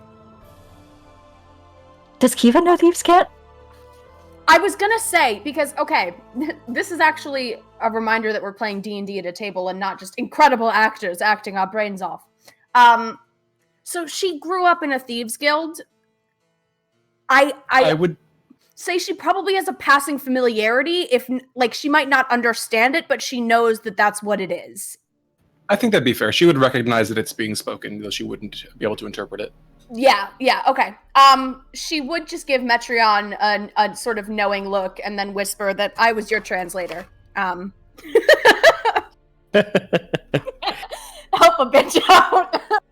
He'll just tilt his head and nod, and you know from that nod he's got you, but he doesn't want to say it. Understood. Yeah.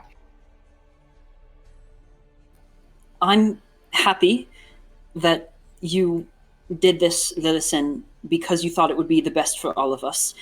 But I hope you also understand that when you sneak off like this and do secretive things, that it hurts us. I was rather hoping that none of you would find out. That's not really the point. I know.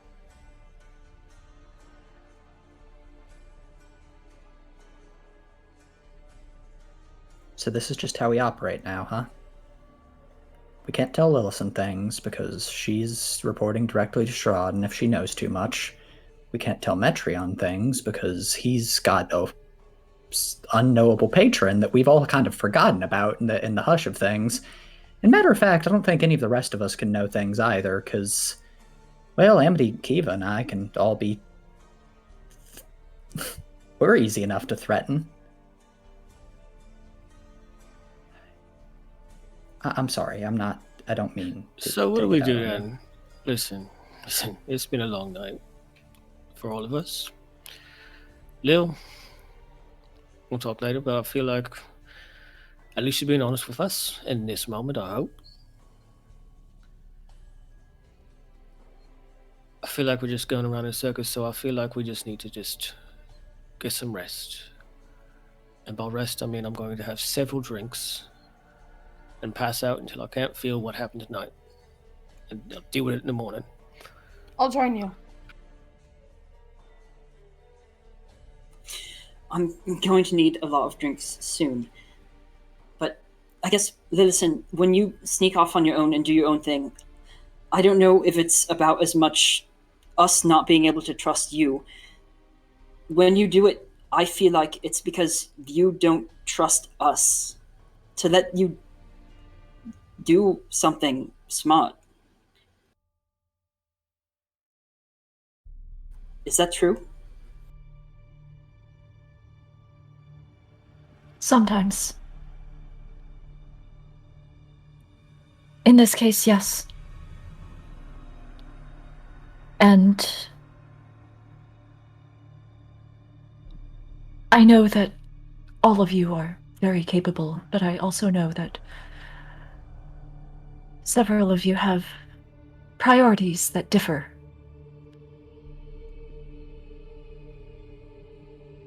And,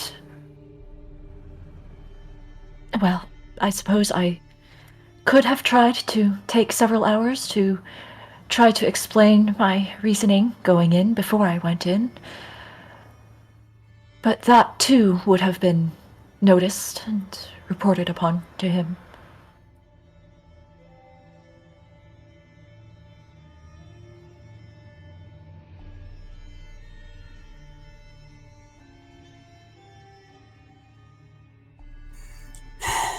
Well, I feel like... I understand. Listen, we all know that we're all just mice in his maze, if you will. Regardless if Lillison does this or not, he can kill us anyway.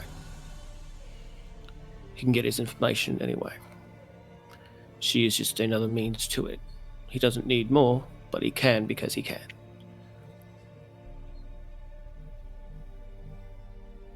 Lil, maybe I feel this way because as I've come to know you, I'll sympathize with you a bit. What with you, being on your own for a while. I understand it myself, and I understand that sometimes when you are on your own, and it's hard to loop others into to what's going on in your head and to your plans, because all you've had to fall back on was yourself. I get that.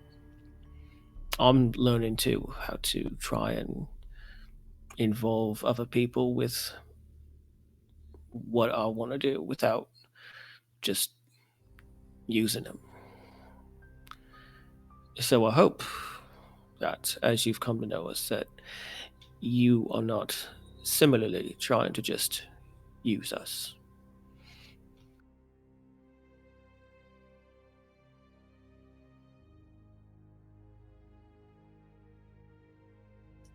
I think there's some extent to which we are all... Well, there's some baseline, all of us using each other just to survive. I mean, if we had all met the way we did and then continued on to Neverwinter, without any of this happening to us, I'm sure that we wouldn't have all grown this close. I'm absolutely certain, by the way, that you would have tried to steal something from me. 100%.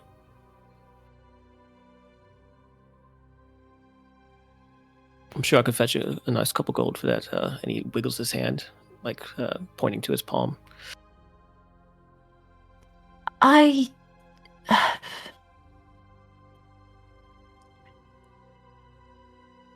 I'm certain you could. And, well, perhaps I do better not wearing it for whatever reason. At least around all of you.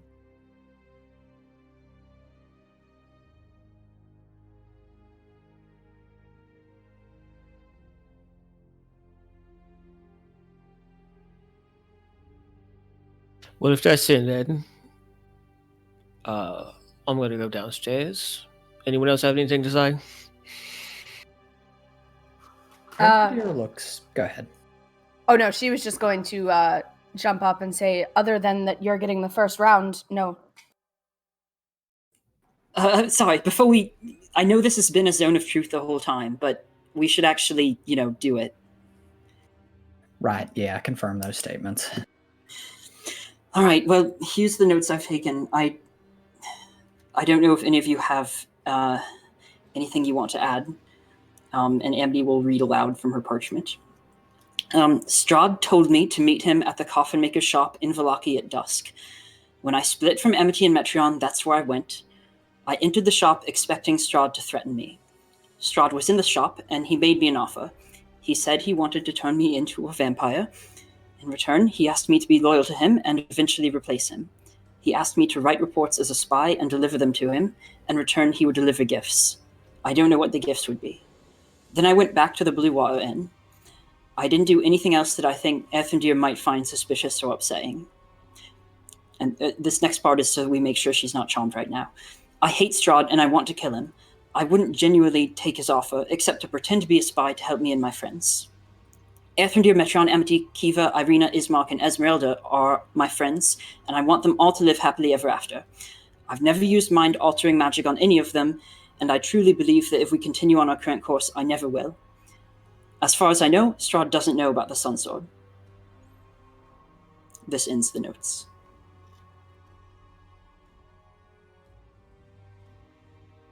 Is Amity, passing over the notes? Yes. So if there's anything here that's not quite true, Lillison, correct it now. And if there's anything, that anyone else wants her to say... Oh, honestly, any of us. I mean, I have secrets from you too. I'm nothing that I think is really significant about our current journey, but... What's your darkest secret, Amity? Erthendir shoots him a look. Shut the fuck up. If you want me to say it in the zone of truth, I will. I just have to prepare myself. Oh, I was just pissing. It don't feel the need to. Do you want me to? I mean, and he looks at Erthendir, who I assume is still very much staring daggers at him. There's elven throat-slitting motions from across the room. Another time, perhaps. Maybe when you're more comfortable.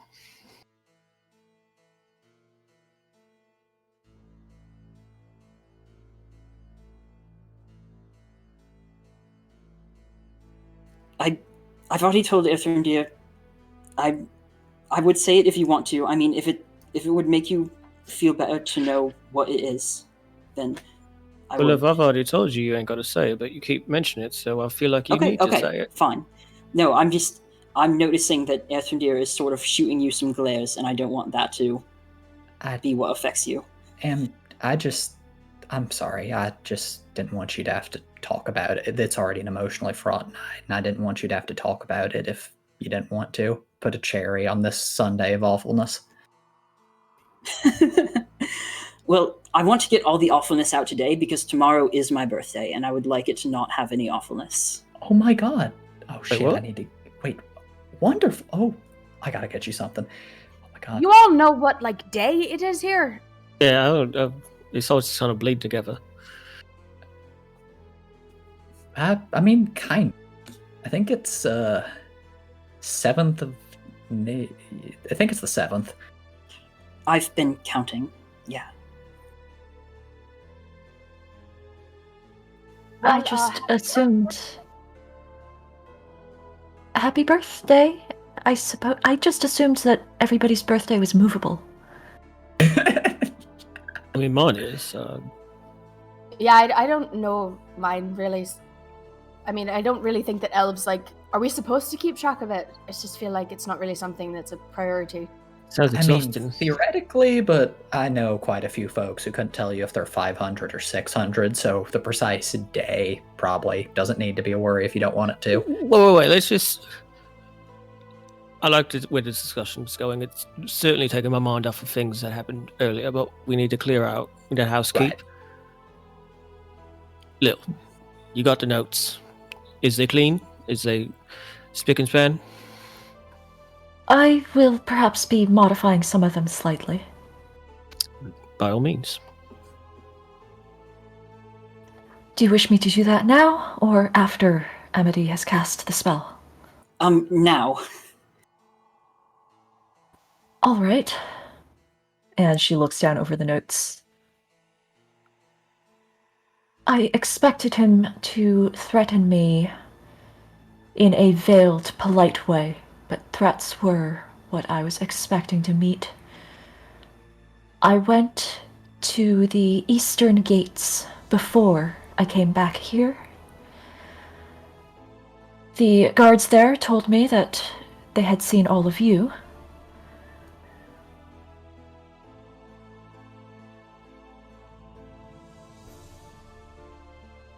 And I believe everything else is good.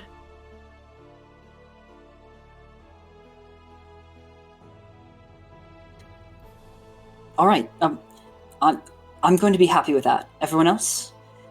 Yeah. Yeah. Sounds good.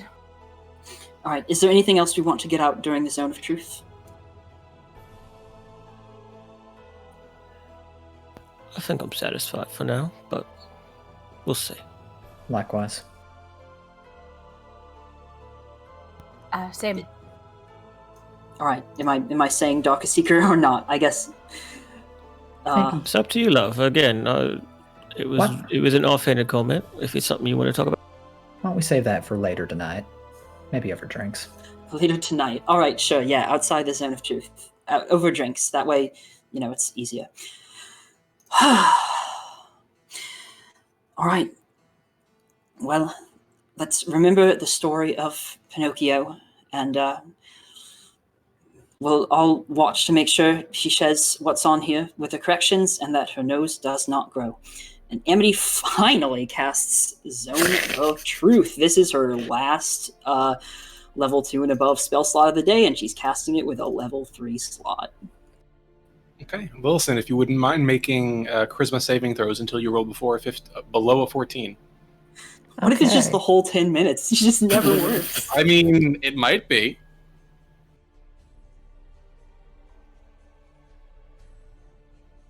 All right, that was a 17, a 15, and an 11. All right, after around 20 seconds of kind of waiting and watching for the magic to take hold, you feel a kind of tightness settle over the back of your thoughts, guiding your lips and parts of your thoughts' direction. Though you can still feel yourself able to ponder things independently of the spell, you feel restricted somehow in what you're able to convey. Lillison winces a bit. This is uncomfortable. It's miserable. And she will proceed to read off everything on the notes. I assume we don't need to actually go over all of them again. I think we're chill. Yeah. I would say Lillison reads her way through the prepared statement, making modifications as necessary. And by the end of it, you're breathing a bit harder due to the unexpected exertion of the spell's controls, but you complete the statement and feel the beat of your heart slow faintly to a more relaxed state as soon as you're done. One last question, actually. If you was offered this opportunity to have that kind of power that he has, separate from us dying, would you take it? If there was nobody else that was to be harmed involved. And he gave me the offer that he did. I would seriously consider it, because I think that there is a lot that I could do with that sort of power that could help a lot of people here. And, you know, of course, further my own ends as well, but it would be something worth considering, I think.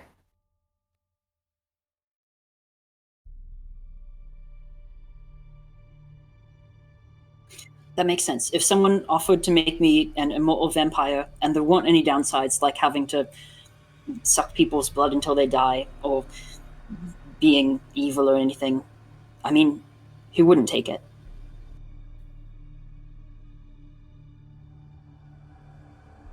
Me? When the time comes, I'd like the freedom to die.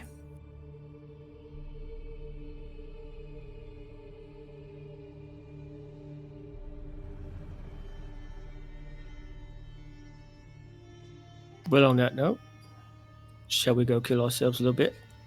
I need a drink. Please. Okay. And with that, departing the small, cramped chamber and leaving Earthrendir's enchantment behind, you make your way out of the room and down into the tap room of the Blue Water Inn. And that is where we will take our break. What a wholesome session, everybody. Love it. Really like family bonding time, like a trust fall. Mm-hmm. Jesus. I hope you enjoyed this lesson on how to abuse Zone of Truth. One of the many, That was many great. ways. I was not expecting that. That letter. Kaya, you're a fucking legend. I am so glad that that letter got opened and read. Same. Top tier stuff. All right, well, thanks, y'all. As always, we'll pick this back up after a short 15-minute break. Until then, as always, we have a few messages from our D&D community. This week, we will have a fireside chat with Assiduous, the creator of the interactive Tome of Strahd. So please do enjoy, and we will see you back here soon.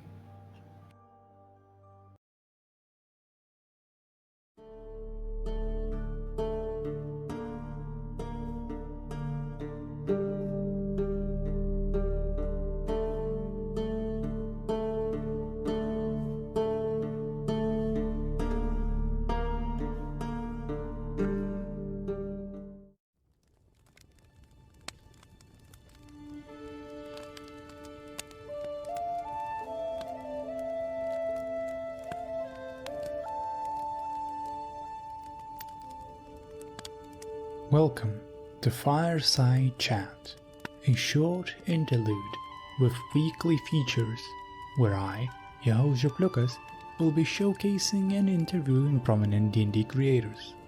This week, we are talking to Assiduous, the author of the interactive Tome of Strahd and a moderator of the Archers of Strahd community, about his own interactive Tome of Strahd. What inspired you to create your interactive Tome of Strahd?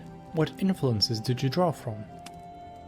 So when I decided that I wanted to run Curse of Strahd back in 2019, I was immediately in love with everything about it. Loved Strahd's story, I loved Barovia. I stumbled across the subreddit and I started to just consume everything that I could find.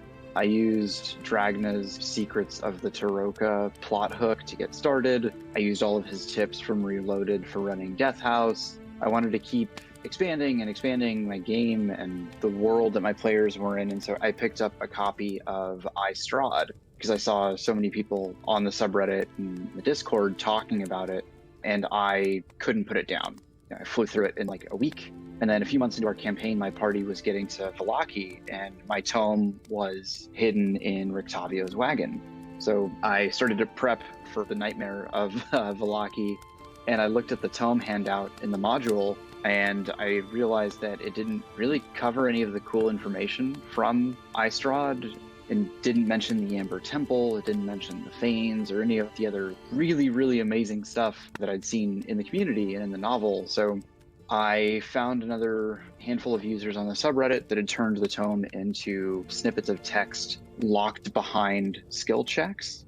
I loved that idea. I thought it made it a much more dynamic, engaging part of the adventure, but I also got worried as I was looking over those that one of my players would unlock it, they would read it, and then the entire party would forget about it. So I then had a couple of problems that I knew that I wanted to solve. So one was that I needed my party to really care about killing Strahd. I knew that I needed to get them to a point of being excited about that end game. The second one was I knew that Barovia had tons of really interesting history that the party would, as written, Curse of Strahd, would never get to experience or see or interact with. And then the third was I wanted the tome to be more engaging than just a prop or a handout. So that was kind of the start. To your second question about influences, there's a short list in my module itself where I've added a few credits, but I would say some of the biggest ones, again, Strahd was definitely a huge launching off point. Curse of Strahd Reloaded and Mandy Mod's Fleshing Out series on the subreddit inspired me to look into lore from older editions of Ravenloft and even other community modules and just things that I otherwise wouldn't have found on my own. And then another huge one stylistically was Harry Potter and the Chamber of Secrets, actually. You know, the sequences in that book and film inside of Tom Riddle's diary were exactly what I was looking for when I was trying to address the problems that I listed.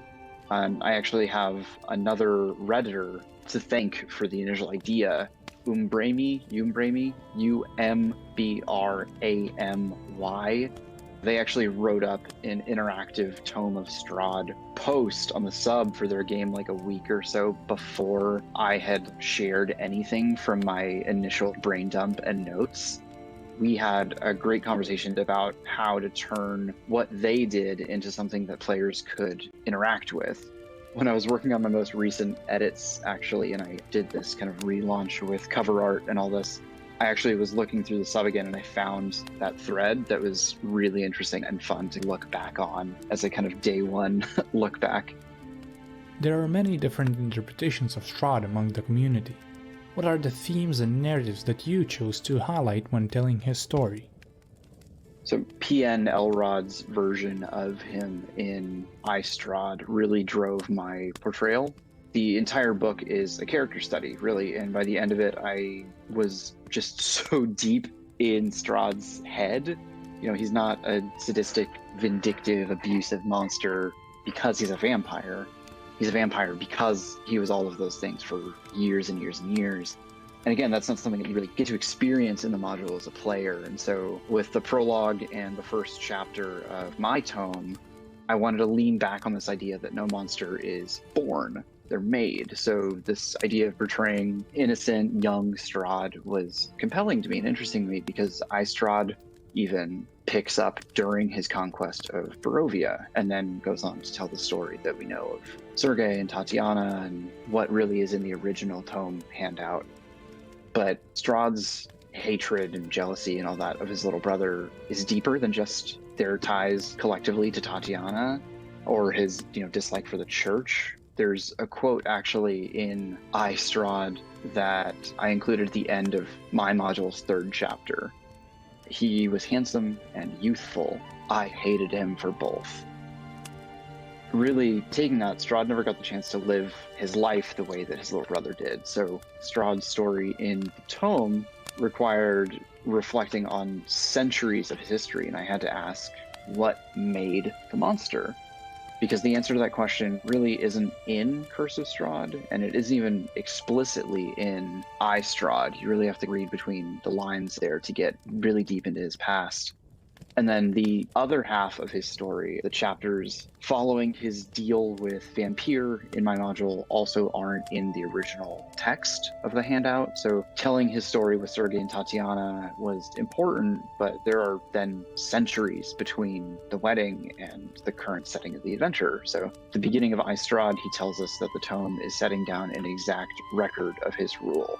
So I thought, well, Strahd is too arrogant, really, to not detail in intricate, excruciating detail how he really conquered Barovia.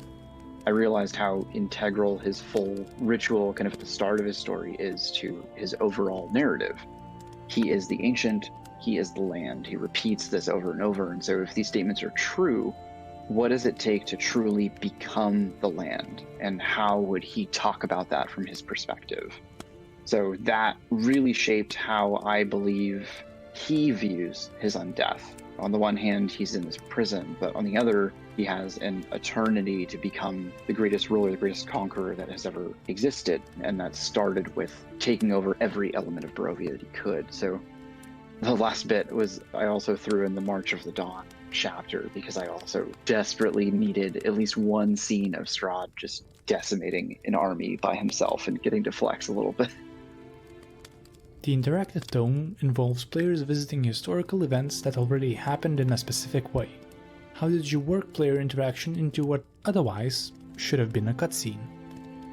Yeah, so this was the hardest part of my process and the part that took me the longest to get right. And I'd not really been DMing for too long in the grand scheme of things when I got started on it. So from a game design standpoint, I mean, that alone was a new challenge. But once I decided which moments in Strahd's story were the most important to highlight, I then had to start thinking through how to make them interesting. So the wedding, I think, is a great example of that. In my initial outline, I was attached to this scene in High Strahd where he kills Sergei in Sergei's bedroom before the ceremony even starts. But after I worked on it, I realized there was not really a way to make it engaging. And my entire goal with the project was to make, my party active participants in the events. So I started to dial that back and peel that back and figure out like, okay, well, how do I make this interesting? And then I kind of ended up on the other end of this where I have a really strong dislike for time travel conceptually in narratives because of how many complications it can create. And I think that was doubly true in a D&D world where you can't really control what your party is going to do. So I've shaped this spectrum of not engaged to engaged. There are cutscenes at one end, and then there are these massive time travel changes to the future shenanigans on the other. And the sweet spot on that spectrum for me and for this adventure, I think, was allow them to engage, experience, interact, but keep them on guardrails. And so the illusion of choice in these scenes became a huge necessity. And making that illusion stronger meant I thought okay, I want to make their decisions still have an impact on the narrative. I can do that by letting them change the outcome of the chapter they're in without necessarily having an impact on history's course. So clear example of that narratively in my module is in chapter 7, where they can either fight Markovia and Andrel, or they can fight Strahd. So they can still get the traditional video game good ending for the chapter, but it doesn't change that after that's over, Strahd can go back and finish what he started, so history remains the same. What advice would you give to dungeon masters who are considering running your interactive tome? The most important thing, I think, for people that are even considering it is really, can you accommodate it? I know it's not a small, lightweight module by any standard. So, my group and a lot of others in the community are fine signing up for a version of this module that takes them to level 13 or 14. But if you need to keep it short and you plan to still end in the level 8 to 10 range, or you don't want to add in a ton of new lore or plot points, you're not adding the Fanes in, it might not be the right fit for your table. Maybe you can run them as one-shots or as a follow-up to the adventure if you're still really excited about it, but you can't fit it into your narrative. If you are excited to run it and your group will enjoy it, I think the other key is give them the tome early, or at least give them the opportunity to find it early, because it really could take the entire campaign for them to get through what is written here. I mean, my group found the tome in Rictavio's wagon in Vallaki, and I put it there because at the end of I Strahd in the novel, Van Richten is fleeing the castle, and so it made sense to me that he could have slipped away with a copy of the book. I thought that was a fun through line, but my party is now almost level 10, and they've only decoded up through the end of chapter 3 of the tome. So we very well could get to the end of the campaign and they won't have finished it. So definitely keep that in mind. What other projects are you working on, and where can people find them? Like I said, this was my first real module, so I have a few other things that I'm working on right now. One is translating my notes from a rewrite and complete overhaul that I did of the Abbey in Kresk.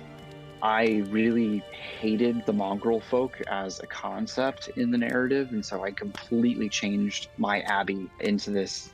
I don't know if you've seen the movie Midsummer, but I converted the Abbey into this almost too peaceful commune-like village of resurrected Kreskians that were living there at the behest of the abbot. On top of that, I also tie that back into the tome. In my headcanon, at least, the abbot was there during the March of the Dawn chapter, and so getting to add, even more connective tissue is really exciting. On a more full-scale homebrew front, the next big adventure that I'm working on is another Strahd extension. I'm building my own versions of the Fane reconsecration rituals, designed to work directly from the desecrations that are in the tome in chapters 7 and 8. Folks right now can see at least the rough outline of my ritual at the Gulthias tree if they go check out the resource development channel in the Curse of Strahd Discord. I'm actively workshopping it right now. And then if folks want, they can also follow the Assiduous Adventurer on DM's Guild. They can find me through the link to the tome. I provide active updates for if I get my next thing published in the near future. And then they can also reach out on the Discord, and I'm at u/Assiduous on Reddit. Folks are welcome to reach out there as well.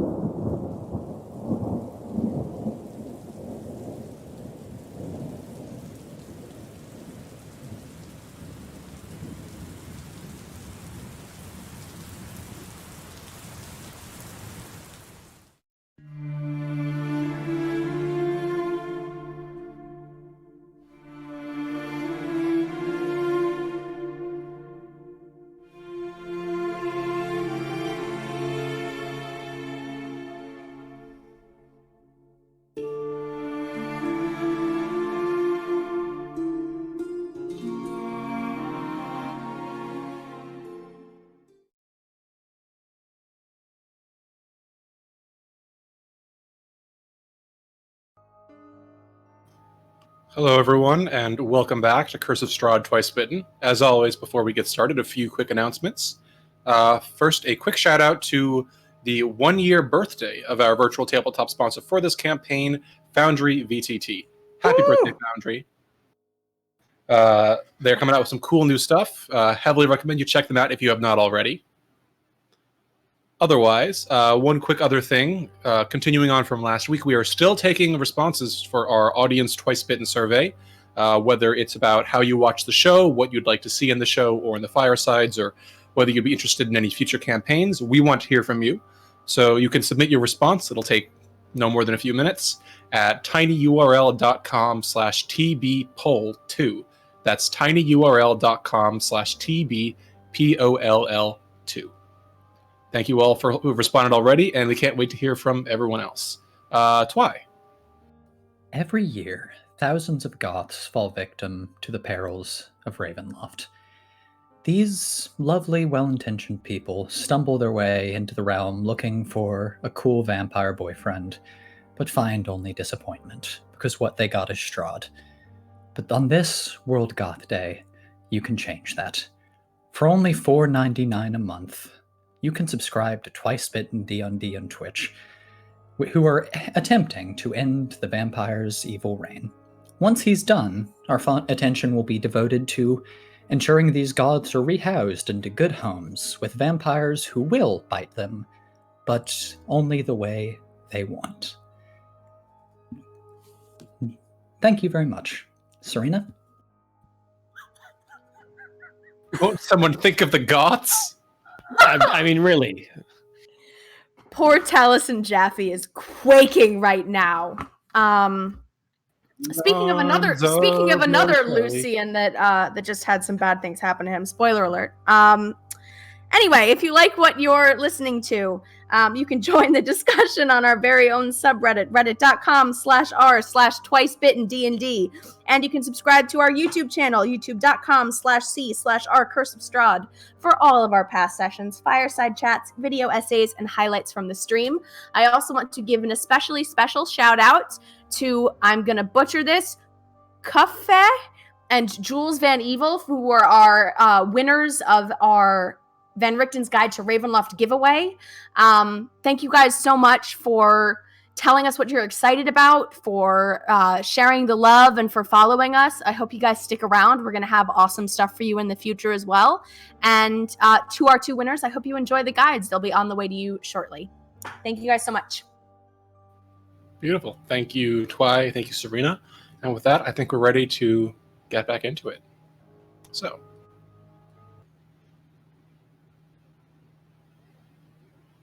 moving together down the stairs and around into the tap room of the Blue Water Inn.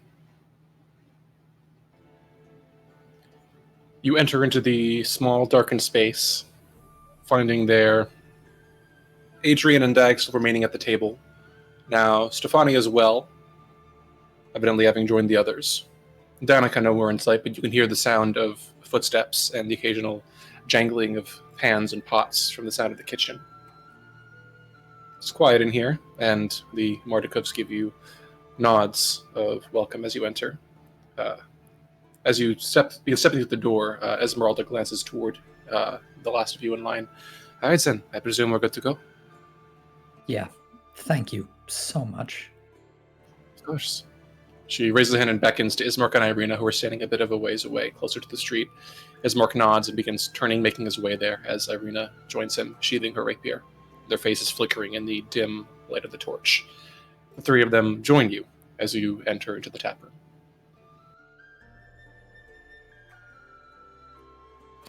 Well, kids, let's get some wine. And he starts to wave down Danica or Erwin, whichever one is most available. You step over toward the kitchen, doing your best to follow the sound of rearranging, and find there Danica kind of standing amidst the kitchen, a number of cleaned dishes and assorted pots and other kitchen items kind of scattered across a water-filled basin. She glances over toward you. Oh, I hope that everything went well. Erwin was able to ensure that we kept an eye out for you while you were up there. Metron just kind of leans against the door frame or the entryway frame, kind of smiling and taking on more of a cutesy, flirtatious posture with her. But oh yeah, love, we're keen. But we would like a drink or several, if you wouldn't mind. She nods. All right, I think I can put some together. There's not a very large amount left. I presume well, if you're going to want it now, I hope it will be a good one. Oh yes, we need it now. But Right. at your own pace. Yeah. Of course. Have some seats outside. They'll be out shortly. I'm just finishing up some last-minute chores here. Oh, you're a goddess. Thank you. Okay. And you're able to return to the others. If you'd like, you can take your seats anywhere in the tap room. Yeah, we'll just find a table. I feel like we probably have like our usual table that we get. Yeah, I'd say I we mean, probably... Right now, been most here of the tables have been kind of shoved together into the one main family-sized table at the center of the room. You can kind of take a seat on the end of that if you'd like, or you can try to find one that's kind of squeezed in the corner with maybe drag some chairs over. Let's drag it. Let's do the corner. It's more fun Okay. that way. Okay. Let's So brew in the corner. You kind of That's do that rude. restaurant thing where like you kind of take someone else's table that's empty and you're like, oh, is this taken? No. And then you'll just kind of take it without asking the waitstaff, that sort of thing. Twice bitten, terrible house guests. There you go. Anyways, you're able to get settled in pretty nicely, I'd say.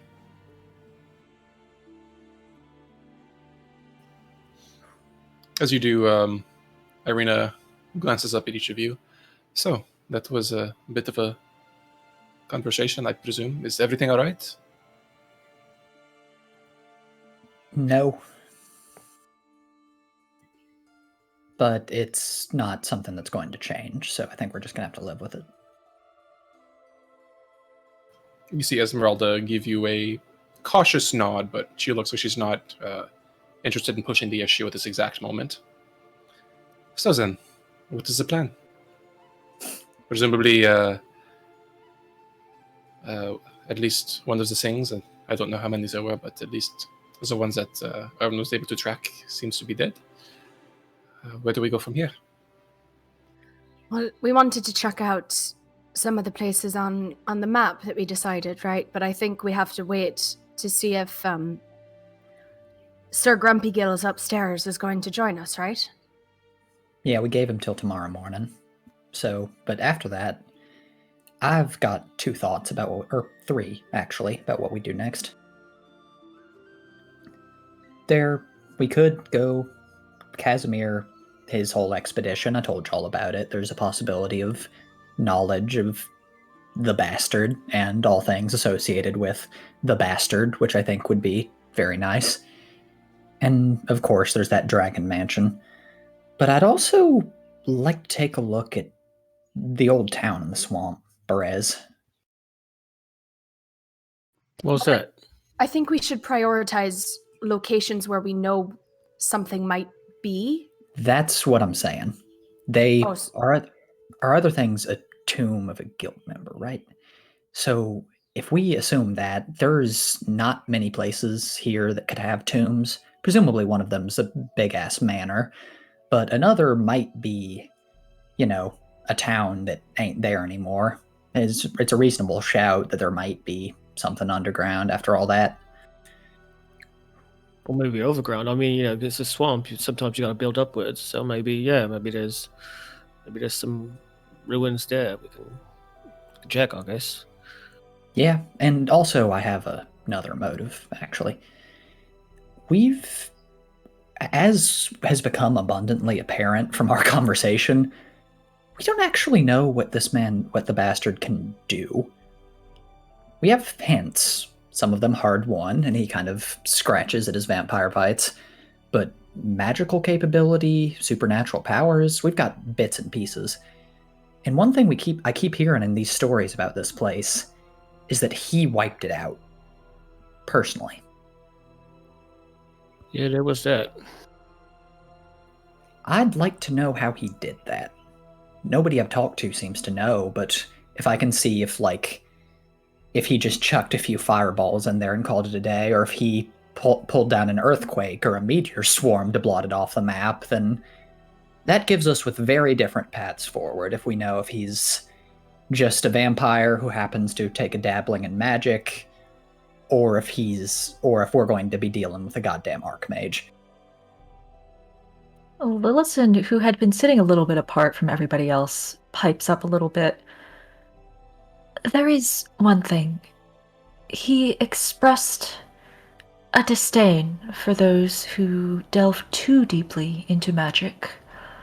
I don't think he is an archmage, but Amity, what was the name of that spirit that you dealt with most recently? You mean Kazan? That's it. Do you think if we went back to the tower, you could find that spirit again? It's possible. I mean, I can't guarantee anything, but it's definitely possible. He said that he had worked closely with Kazan. That, in fact, he had taken Kazan as some sort of... I don't know whether it was an underling, an advisor, a vizier, but they had worked together on some partnership, perhaps not entirely equal, but we could learn a great deal more from him.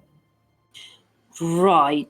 So the thing is, I mean, as far as I know so far, I can't really engage the spirits in conversation. I know what he looked like, and I know that he, had the power to give me the blight spell, but I couldn't just start, asking him friendly questions. That, if this Strahd, if he knew this man, then there's a reasonable chance Casimir might have heard of him. He seemed very well read, and he was, he's been alive as long as Strahd's been conquering, longer. There's a real chance he might have heard of the guy. Oh, speaking of Casimir, he told you about some place that he wanted to go to as well. Yeah. Did it sound like it have any tombs? What did he tell you? Not much. I didn't get a lot out of him. He was being very cagey, but there was a big thing about it being like a reservoir of forbidden knowledge that had a connection to how Strahd became a vampire. Well, Wait. Maybe, and this is just me off the top of my head, but maybe there was some kind of guild there. Like maybe there's a guild of mages or something like that. Something, How else would you got knowledge from there? I wouldn't be surprised. If that's there, then that might also have info on like what he can do as a vampire. That seems just as important as the swamp. I suppose. Yeah, no, that I do. I am a little worried about it though. I don't think he was telling me everything. He seemed a little too eager. Like he hadn't found anyone who was willing to do this before. Then maybe we don't take him. I don't know where this is. Well, I mean, I'm sure you can get the information, and maybe he can even lead us a bit up there, and then whack him on the head. He's a spellcaster. I'm not risking that. Also, I'm not hurting him. He's a good man. I mean, how good can he be if he's trying to get up there? As good as us. Fair point. I mean, if he's that eager, we could just ask him to be less cagey in order for us to go. Maybe zone of truth him a little if we think he's trying to pull the wool over our eyes. It would be good to ask some questions, but I think y'all are right. It's a good thing to pursue. Although I guess... Yeah, that does lead us into... At what point do we... Well, once we've gotten all the items, obviously, but I guess once that happens... What happens then? Let me take a look at the prophecies. No, like I remember. I'm just like... Do we just walk up to the castle?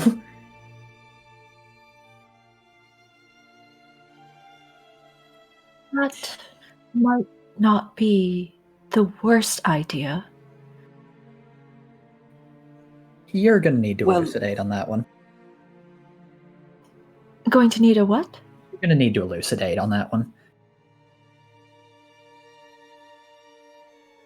Well, I think that we have many other, much better plans to pursue first, but if I can keep this charade going long enough, perhaps I can just walk into the castle, perhaps even bringing all of you as pretend prisoners or something.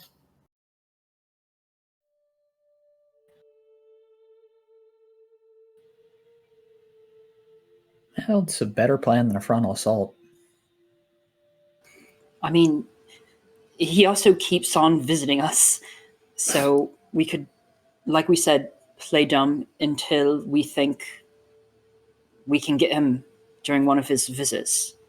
Right, yeah, like Dr. Van Richten said something about him having power in his home. If we can catch him out in the open with a minimum of only whatever guards or monsters he can bring with him, that might have a significantly higher chance of success. I'm sure he'd expect it. Up a hand at that. Actually, it's funny you should say that was my original plan before I met up with all of you. I thought he was coming to the Abbey and was trying to set up an arcane circle to trap him there. But beyond that, I think one thing that might be considered if it is the castle we are discussing, Madame Ava's foretelling did explicitly place one item of fortune within the castle, amidst the ruins of a place of supplication, if I recall correctly. Oh yeah, there's like, I mean, supplications for like what, worship, right? Indeed. I cannot say exactly where it might be. Perhaps it is some form of religious area I was in.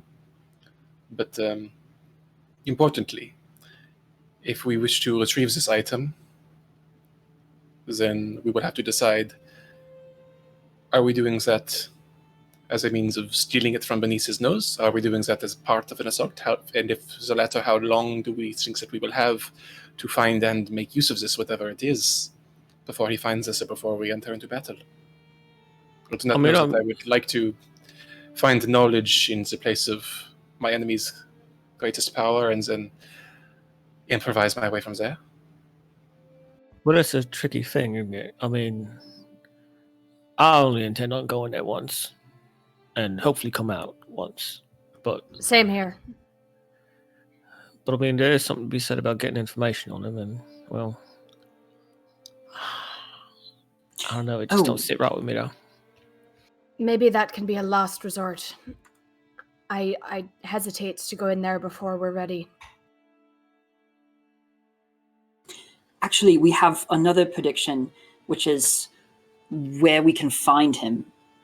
And it says, he lurks in the darkness where the morning light once shone, a sacred place. Do you think that might actually be the same place as the ruins of a place of supplication? Because it sounds very similar. Yeah, I do. I mean, that's no. if he's got an info like that, if that's what Ava said, then we ain't got no chance getting in there. Esmeralda looks exceptionally glum. Rovia did once worship the Morning Lord, and if the morning light once shone there, it's reasonable to presume that supplication might have taken place in a place where the morning light once shone. So this last thing that we would need is potentially guarded personally by him. So we'd have to fight to get it anyway. At which point it's kind of moot, ain't it? Exactly. That's not really something we can sneak in and get out and avoid the fight. I mean, She it's looks not thoughtful. our decision to make, right? It's foretold. Right, no, of course. I think that... But that depends on what Ava foretold us then. Does she mean that we get it when we fight him? Or is there a way to sort of loosely interpret prophecy? Or is it like a reward? You know, once we Metron makes like the slashing motion across his throat. Well, it could be the return of the sun to the land, right? Maybe that's the ultimate thing to prevent him from coming back, right? Is the sun returning if we take him down? Esmeralda shakes her head. The foretelling spoke of history, knowledge of the ancient to help us understand our enemy. I do not believe that we would find much use in a saying in understanding our enemy if he has already been struck down. But I mean, if that's something he would want to keep guarding, and it sounds like from what Ava was saying, he's got it on lock. And it's personal to him. Why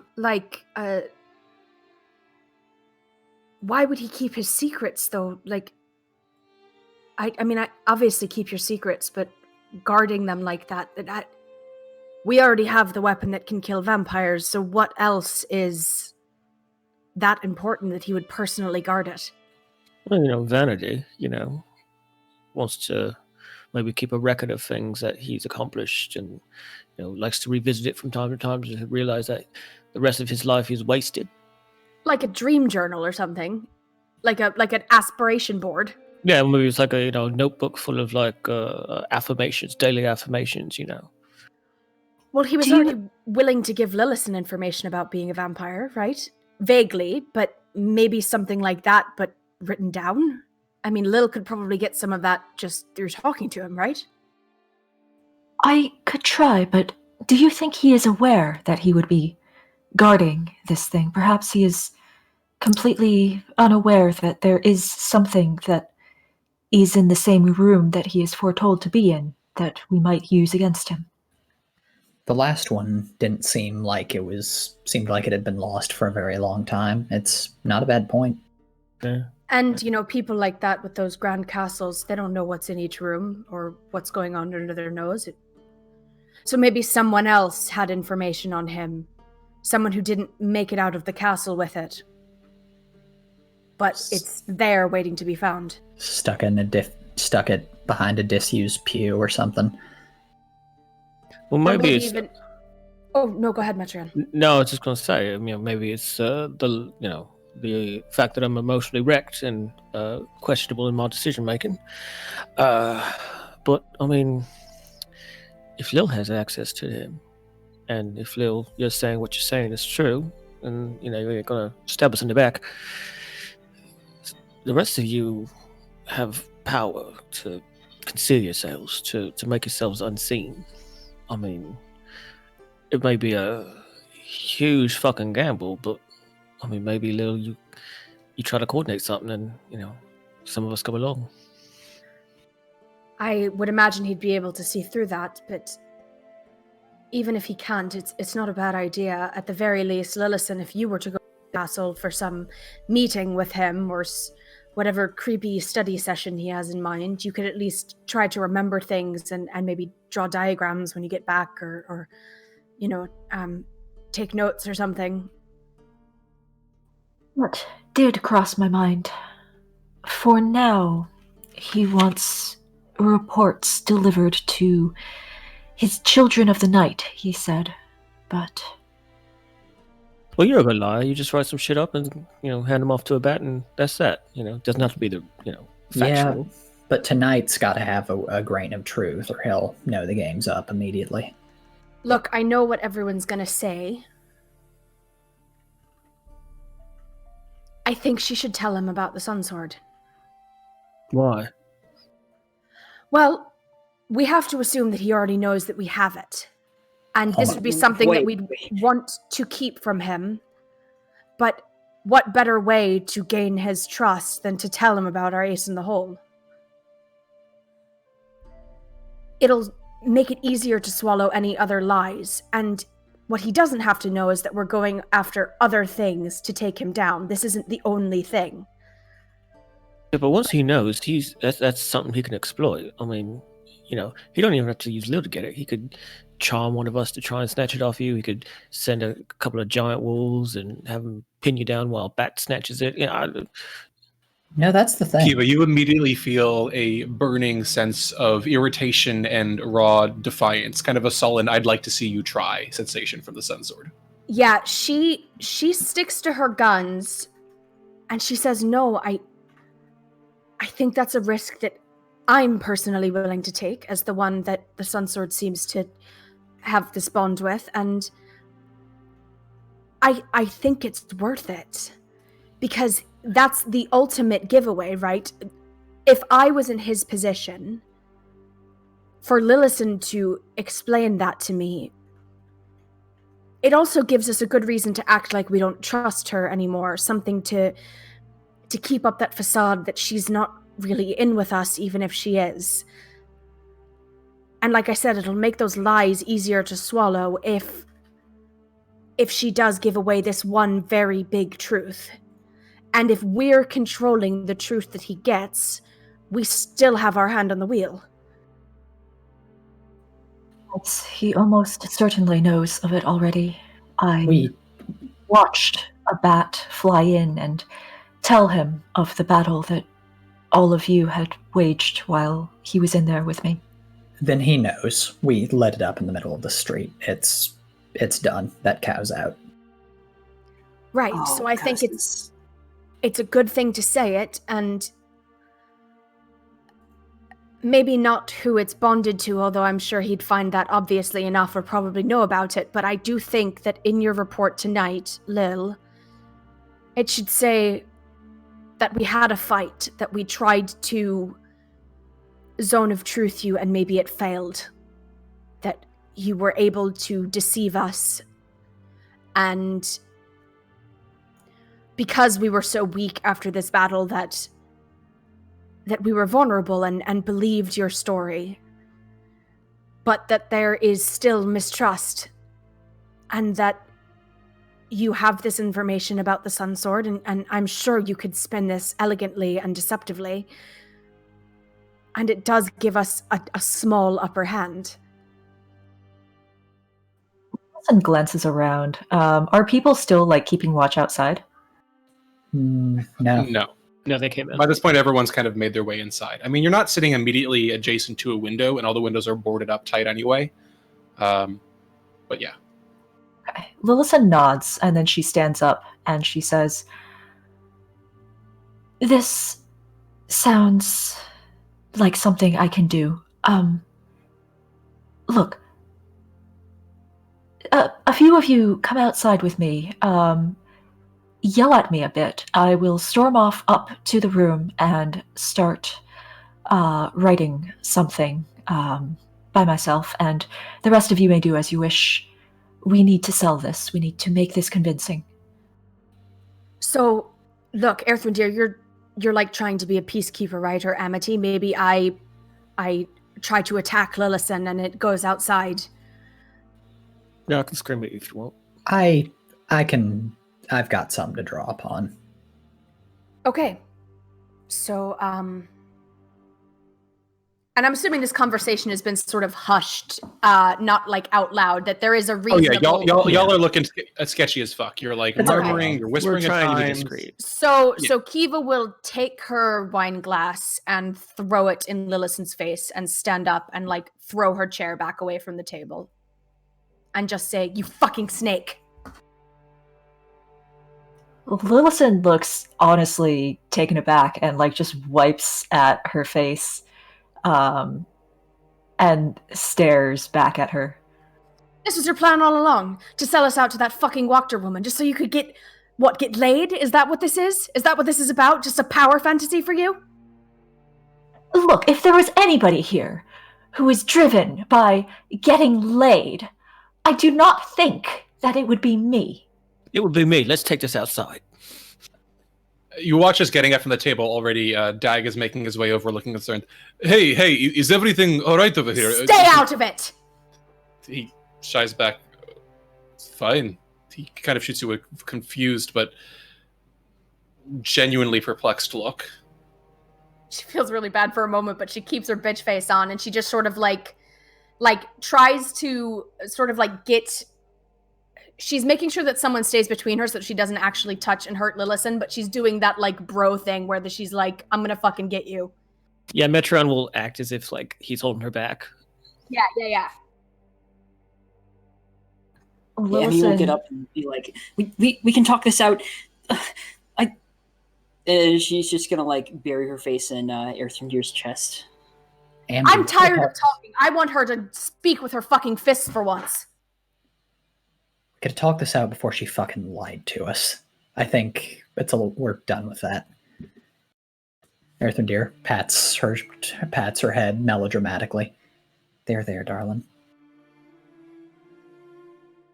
Lillison stands up and heads out towards the door, saying back over her shoulder, "As if you had any qualms about taking Lady Wachter's gold.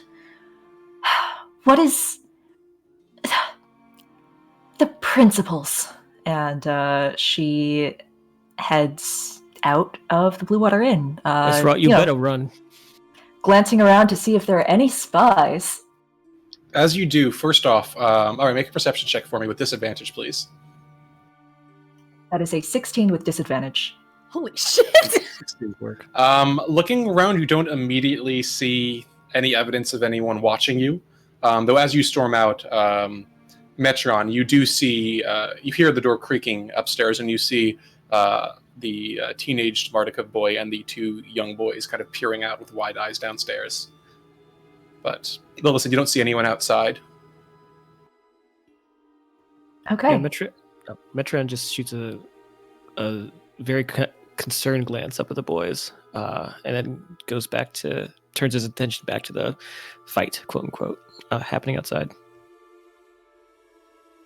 Is Kiva gonna come out and Yeah, she's gonna come. I'm trying. Unfortunately, my improvisational skills are like leaving me as this moment goes on. But Kiva will, when Lillison mentions the like no qualms about taking gold, she will spit back. That's because I thought we were doing this as a group. You have ulterior motives. You've always had ulterior motives ever since that fucking house. Yeah, Metron will be like yanking her by the arm, trying to pull her back to the tap room as to let Lillison head upstairs. Yeah, and she's gonna like act, not hurt Metron, but she is going to like make a show about trying to pull away and like swing at Lillison. She's like, you think I'm scared of your fucking magic? You think I'm scared of that green fucking gas that you used? Kiva, you are not scared of anything, and that will be your downfall. Are you threatening me? Lillison will ignore that and walk upstairs. All right, and upstairs you go. Yeah, Kiva's like following and still shouting, and now she's shouting insults in Sylvan, mixed in with also trying to look as well for like bats or little creepy crawlies or something as they're going upstairs. But she is shouting up a storm and stomping her feet and making a big show. All right, make a perception check with disadvantage.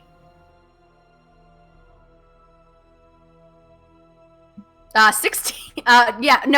14. Nothing that immediately catches your attention. Okay. She'll probably go for a few minutes longer, and then like, do we have the one room? Is that it? You have the one room, yes. Okay. You can fucking sleep outside for all I care. And she like cuts in front of Lillison and like slams the door. So are you like chasing up ahead? Because Lillison was trying to go to the room to write her letter. Oh, right. Fuck. Never mind. I'm going to retcon that. All good. Yeah, I forgot that that's what the plan was. Just pull you back into the tap room if you want. Yeah. Yeah. Yeah. So she's going to keep cursing and stuff, but she's going to finally relent and let Metrogon carry, let her back in. And the door slams shut behind you, and you see emerging from the kitchen, holding a tray full of several mugs of wine, a very shell-shocked looking Danica. Should I come back later? No. Oh, no, now's the perfect time. Thank you, love. And Yes. Metron will take the tray from her and carry it to the table. She doesn't even respond. She's just kind of like standing there staring at you. You just like take the tray from her hands, and her hands are still there. I love that. And yeah, he'll set it down and start to disperse the mugs. Good lord. Well, Good. I think, look, if the Marchikovs bought it, then maybe he will too. I bought it. And I'm actually angry at her.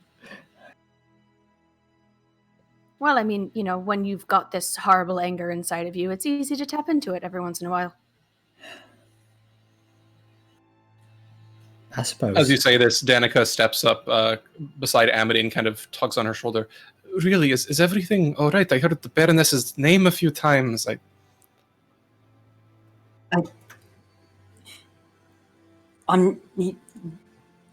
think maybe just a few drinks. She kind of hopelessly gestures toward Metreon, who now has set the tray on the table. Oh, right. Don't worry about it yourself. Amity doesn't feel good about this, but yeah, she's just gonna go down and take a drink. Danica just kind of stares after the door for a second, her eyes flickering up as she sees Lillison vanish into the room, sighs, and then turns around and heads back into the kitchen, shaking her head. God, I wish she didn't have to. It's horrible being around folks who are fighting like this. I wish she didn't have to be part of it. Yeah. You feel pretty confident, if that was what you chose to do, that Dag and Adrian just heard your comment. That was very quiet. Okay, then they did not hear your comment. Okay. It's hard to modulate volume while still letting the stream hear. All good. Okay. Earthrendir kind of looks after everything, apparently having to pull himself out of that kind of zone, and then shakes himself. So, Amity, it's your birthday tomorrow. It's 21, right? Yep, 21. Oh, that's wonderful. I suppose it's a bit of a moot point, but is there anything you want? I guess I'm not sure if there's really room for anyone to be buying gifts or anything, so don't worry about that.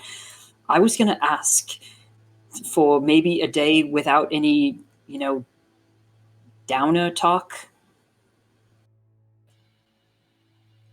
Yeah.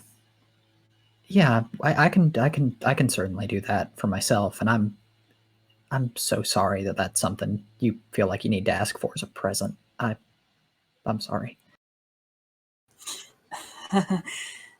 We're all sick of this. I mean, when we all get out, I'm sure there's going to be a lot of working through. Just, I do. But even so, if it gets to be too much, let us know, all right? Like, you have a right to be comfortable, even if the rest of us are angry. That doesn't mean we have to be in that place all the time. I know, but I also want you to be comfortable. And I felt like I had to do what I just did. Yeah, I know. You can't only say good things. I mean, you've got to be honest about the bad things, or they're not going to go away. Yeah. I mean, openness and honesty is important. Damn right. It is. Thank you. And I'll be happy to give you that present. Thank you.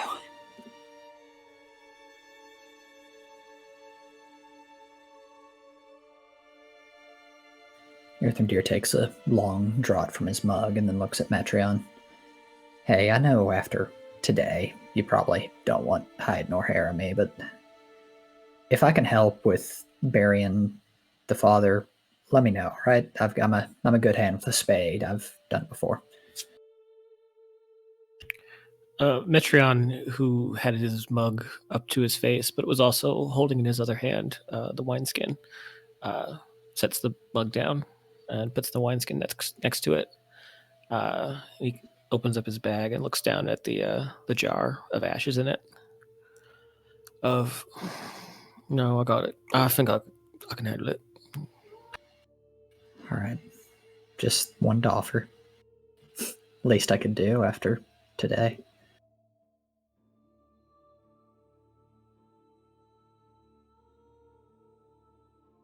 I mean, on the plus side, we know these things can die, and now we've seen it. Yeah. And we've got the power to do it, too. Means the next time some like what happened at the church happen, we can stop it.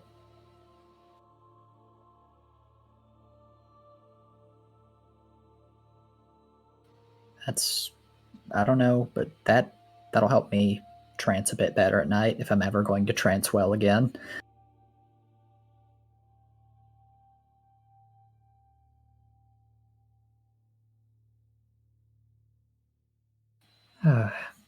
He smiles and puts his arm around Amdy. Boy, it's a good thing we haven't started the no downer talk thing yet, because we've had a day. Yeah, no, I know we just have to get it all out of our systems tonight. All right. Speaking of which, is there anything you want to get out of it while we're here? Before we go into Amity's birthday, in which these things are not allowed. Get it out. Tell me my hair looks funny. 2 drink minimum. 2 drink minimum. Oh, I'm already halfway there. Yep, Earthendeer will down his. Honestly, surprised Metron, it's only your first one. Metron, as he's chugging on the one mug of wine, just jingles the wineskin in his hand. What do we call that in college? Pre-gaming? Good call. Yeah, pre-game is the word for it. So, I feel like it's kind of awkward to talk about anything right now. It's such a weird combination of emotions. I mean, I was sad and miserable, still am, but I mean, for some reason, I feel like after we talked about it, it felt a little lighter, and I can't reckon I've ever felt that before. Yeah, That's Is this how- what you do? You talk about things and they feel better or worse? What? Yeah, that's what I do. Doesn't always work out, but yeah. Oh, so it does a spell or something then? nope. Amity whacks Metreon with her tail. He slumps over a bit. Ow! And as he recovers, he starts to reach over and pulls out Truffle and puts him in his lap if he'll allow him. Truffle does not course. mind and seems to appreciate the attention. And yeah, he'll keep Truffle in his lap as he's drinking, petting him like a cat. Yeah, Truffle's trying to get like little laps of your wine. He'll give him some.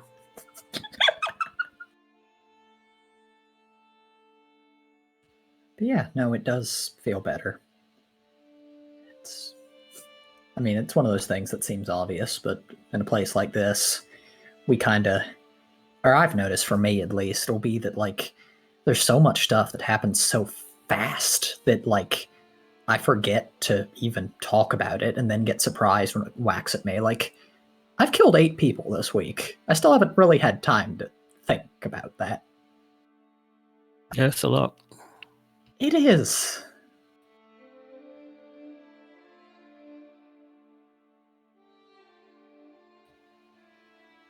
Oh, good lord. He takes another draught out of his second cup. And, like, what gets me, too, is that, speaking of magic, I always promised myself after what happened to Offstra that I'd never do that sort of thing, you know, the fire and the gouts of lightning and poison and all that. You know, take what I needed for self-defense, use my magic for healing and for making people better. No manipulating, no murdering, and certainly no blowing people up. Amazing how fast that evaporated in the face of people I care about actually being threatened, huh? Yeah, that had to be real wild, you know. How was it? I mean, that was a lot of power. That was a lot of power from what I take. I mean, I'm no scholar or nothing on the arcane arts, but that was pretty heavy duty stuff. Aerith looks down. It's... I don't know. It's a lot. It's something I've played with before. I told Delson this, but power comes fairly easily, but channeling it like that much, I didn't like how easy it was.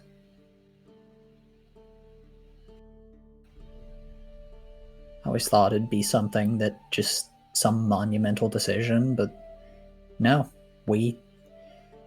there were a bunch of berserkers attacking us, and Kiva and y'all were about to be overwhelmed, so I just flick my wrist, I spell out the glyph, and 4 people burned to death. Well, you know what they say. Desperation makes killers of us all. And Metreon raises his glass as if to toast and then takes a sip. I don't really want to toast that. But I will. Until Clink. I don't know. I'd hope... with everything I've already had to do here, that I could at least get to have one principle left. But, no, about the only thing I haven't done is use mind-controlling magic on somebody, and that's because I don't know any. Just gets at me.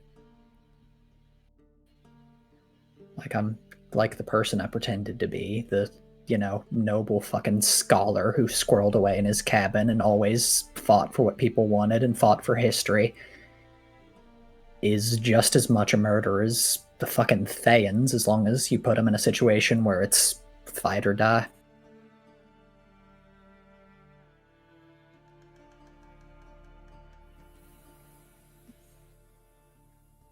just makes me sick. Yeah, I could see why.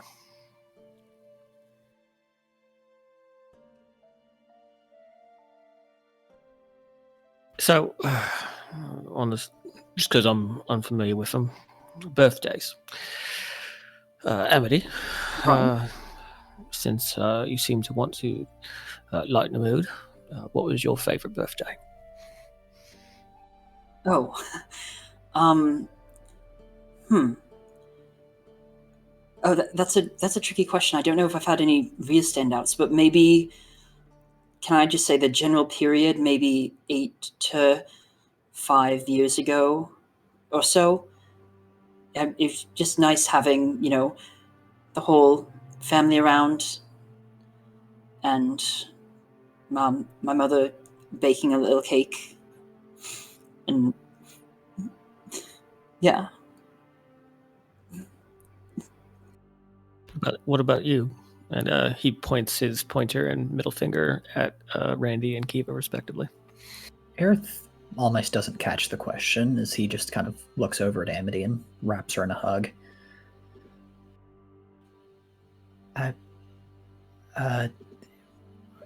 Age 39. 39th.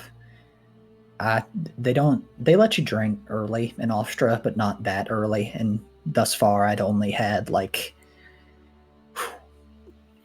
little sips of rum and all that, but Christoph, my mentor, he brought me down to a bar and we spent the whole day singing sea shanties off tune and fishing and all that, and it was a cute sailor kissed me on the cheek. It was nice, not anything extraordinary in retrospect, but it was the year before things just broke.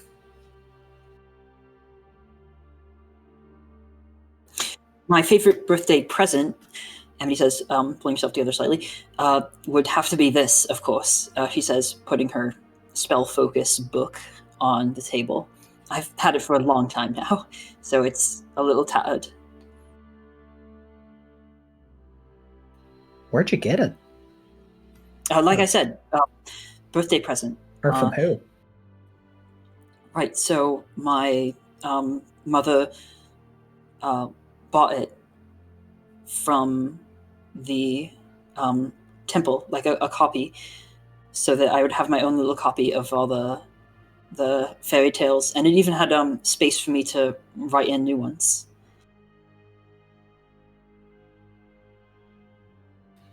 That's wonderful. You mentioned that temple before. Is that like little library that you'd shut yourself in and read the fairy tales till the pages crackled? Yeah, it did have a little library. I don't know about shutting myself in, but it's pretty close. Aw. Nerd. I've Pop me added kettle there. Oh, I know, but I wasn't a book kid. At least I have that. You what? I know, if you'd believe it or not. I'm really not that much of a reader. I know, it's sacrilege. But I guess, like, books are so much less interesting than people. Like, somebody writes something down, and it's like they get to distill whatever they want to say on paper, and it's nice, but, like, if you just talk to them, you get to ask clarifying questions and hear about their life, and it's just much more pleasant. Okay, Kiva, same question. I guess you're probably gonna laugh. It's a cheesy answer, but like I said, I never really kept track of birthdays, before, and it always.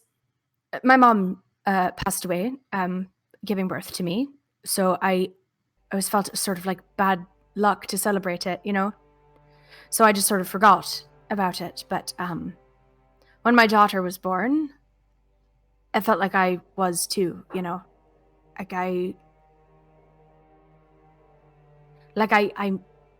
made this perfect thing, and I felt like when she was born, I was reborn.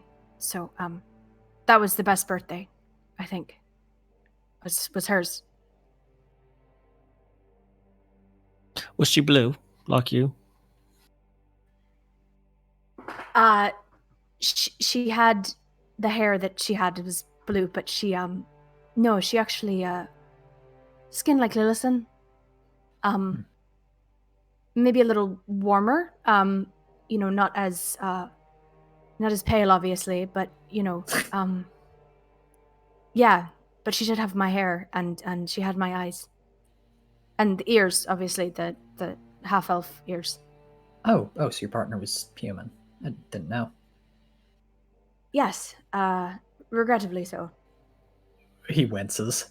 Yeah, I gathered enough from implication. She sounds wonderful. She was the most beautiful girl. I mean, just she didn't cry when she was born either. It was so strange. I was worried that something went wrong. She just looked up at me with her big blue eyes, and I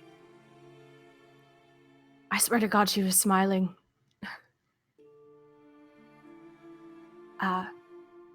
As she got older, she cried, but that day it was like, I don't know, it was special.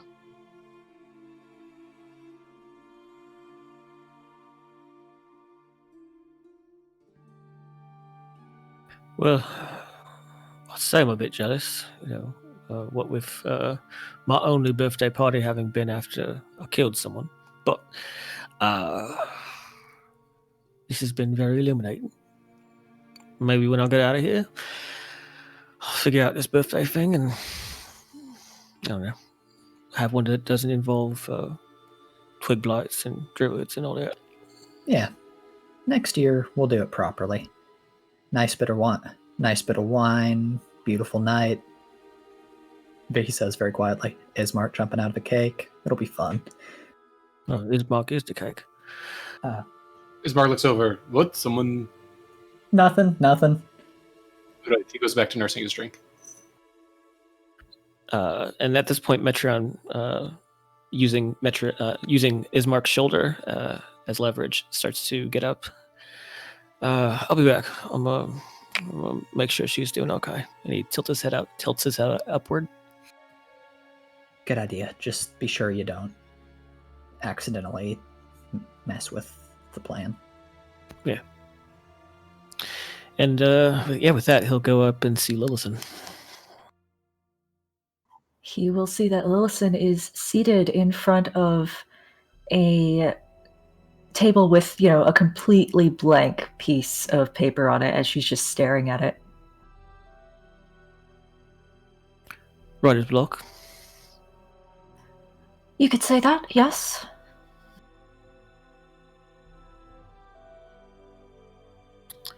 Well, I heard a tip once. There was this trick I had. He was a writer. He used to say that when he got clogged up, he would just write, and then he'd step away from it, and then come back to it, and then cross out all the shitty bits, and fill them back in with good stuff. I don't know if that helps. I'm not much of a writer myself. When you say trick, what do you mean? A customer.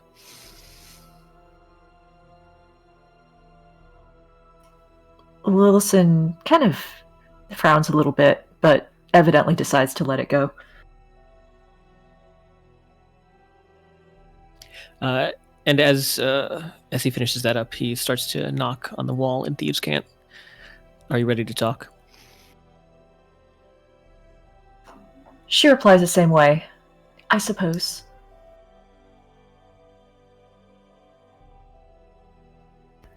We all know that you died down there. What did you see when you went? I don't know what I saw. I heard voices offering me another chance. What did they say?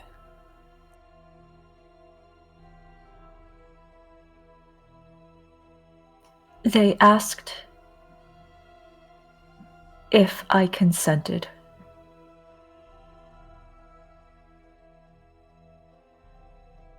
And you did. I did. Did they say anything else after you consented? They seemed overjoyed.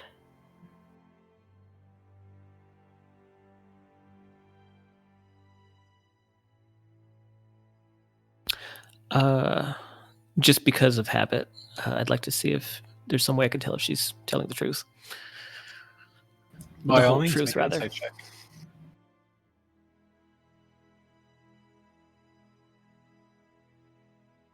It's going to be a big old natural 20, 21. All right. Do I need to roll anything? I mean, are you being deceitful? Are you leaving anything out? I'm leaving something out, but I'm not being deceitful. That's what he was looking for. He wanted to see if you were leaving something out. I would say make a deception check. 25. Damn it. Not even Seems my to be best. pretty upfront. Seems to be sharing what she knows. You know, she's not really flinching. She's just just tapping in a very regular pattern. Literally a plus 15 on that. That's crazy. Okay, yeah. He'll tap back. Thank you for your candor, your honesty. I hope that over time, as this continues, we can continue to trust each other. And if not, at least act like it. She smiles at him at that. Just an actual wide, genuine smile.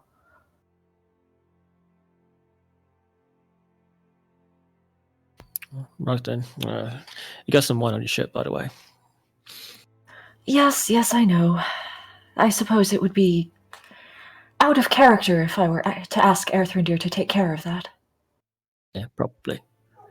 If you two had gotten into it, though, who do you think would win? You or Lil? You or Kiva? Oh, Kiva, for sure. She could probably snap me in half. Yeah. It's those stars, you know, she'd crush a man's skull with them. But anyway, I'm going back downstairs. You finish your report, I suppose. And, yeah. And Metron just gives sort of an awkward shrug, gesturing over to the blank sheet of paper and the stationery, and does a little bit of a salute to Lillison and starts to walk out. Lillison will watch him go. And yeah, I'll join the others. Rejoin the others, rather. When Metreon rejoins us in the tap room, Amity will say, all right, do you know how earlier you were talking about how if you say something, then it makes everything, you know, if it makes it feel better? Yeah. Right. I mean, earlier I was asking if you wanted to hear all the darkest secrets, and it's just been rolling around in my head since then. And I think it'd be easier if I just said them so that it stopped rolling around in my head. Well, by all means. All right. Have all of you had 2 drinks, though? I'm on the third. I only had the 1.5, but I'll get there. Don't worry. It's on credit. I threw my drink at Lillison's face, so but I'll just pretend that I had 2. Erthrindir will pass her half of his. All right, but you're gonna have to pretend really hard. All right, so there's 2 really. All right, I've practiced saying these. Here's the first one. So, a bunch of years ago, some werewolves attacked Morning Fleet. And I ran inside my house and jammed the door. And then, when my sister was pounding on the door, I didn't run down and open it because I was too scared that a werewolf would catch me. And it went on for like 3 or 4 minutes. So with every second that passed, I knew I could have gone down and safely opened the door like 15 seconds ago. What happened after? You know. I mean, where did you go after that? How did you deal with it? I didn't go anywhere. I just had to deal with it. Is that part of why you was on the road? Not directly, but I guess everything that I've done makes me who I am, right? I suppose.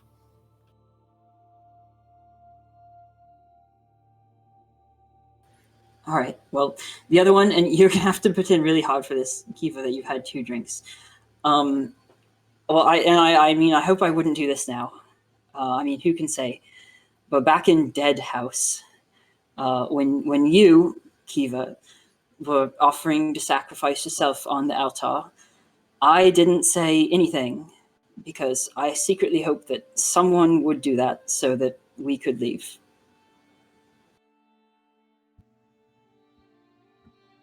There, dark secrets gone. They're not secrets anymore. I mean, love, that's not really a dark secret, so I appreciate your honesty, but that's not something to feel bad about. Yeah, I mean, I had. Situation. Great. I was ready to do it myself. I'm really glad that you responded that way. Oh man, talking about that did make it better. No, don't. I mean, I wouldn't have offered if I wasn't serious. I mean, you know, and Metron was going to kill me, so like, no, don't worry. That's nothing. Yeah, I mean, if it meant having to get out of there, it's, you know, it was me and her at the time.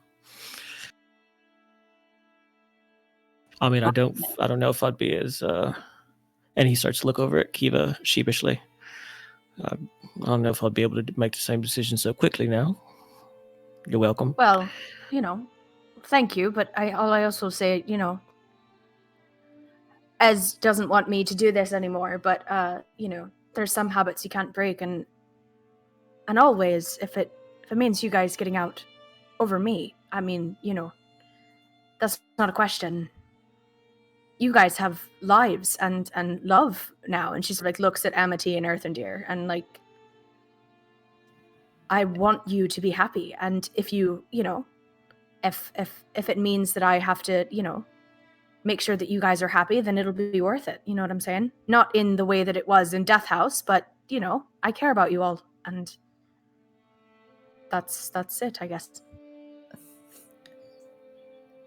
And you'll understand if I feel precisely the same way. I'm going to be a stubborn bastard about making sure the same applies to you. You've got a life to live. You've got a lot of life to live, Kiva. And I know that may sound like a death sentence on certain days, but there's a lot out there. And you're a bright goddamn soul. I don't really want to die, but I want to make sure that you and all of you get lives that are better than this. Kiva just gives a sort of like sideways glance at Esmeralda and just says, well, I've got a compelling reason to get out of here in one piece, I think. She smirks back, but doesn't reply. She just takes a drink from her glass. Good. And she wasn't meaning for that for Esmeralda to notice, but that fills her with a little heart flutter. Hold on, I need to roll an insight check. How's his gaydar doing? It's off the charts. 19 on a +0. Yeah, I'd say you're picking on a little bit of vibes. Oh, you've got some to go home. You've got some to keep going for, do you? Potentially. Not anything certain, and certainly Oh. not something that's going on when there are more pressing matters at hand, Earthendeer. I don't know. There's plenty of pressing matters, but I still told this woman she's fucking wonderful and kisses Amity on the cheek. Aw. Oh my gosh, I'm just, you don't know how happy I am that you all responded to my dark secrets that way, because I mean, maybe it's just all the fairy tales, but with all the heroic heroes, but I was thinking for the longest time that maybe I'm not a good person, like I'm evil, but for you to just say that it's fine and it's normal, that means so much to me. Amity, good and evil can't be defined that simply, even someone like Strahd, people aren't born that way. It's a series of decisions, but not any one decision. Maybe for him, but for most normal non-vampires, it's no one decision curses you to a life of evil, and no one decision makes you a hero. It's complicated, and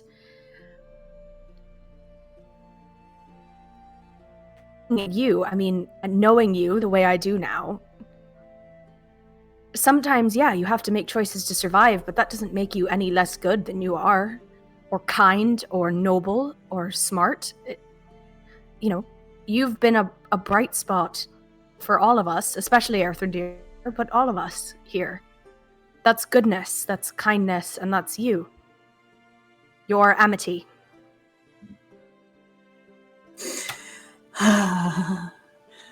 Amity sort of melts, and I guess she almost goes to hug Kiva in her slight drunkenness, but then she looks back at Earthendeer and she pulls back. Go for it. Why would I care? Does Kiva accept the cuddle?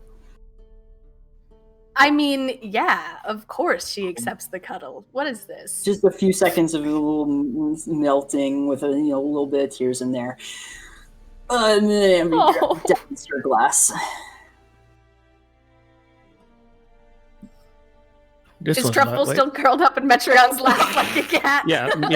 He was eating for a little bit, and now he's just tucked his little legs underneath him. He's looking very pleased. Oh, he's been kind of dozing, actually. Little baby. We love.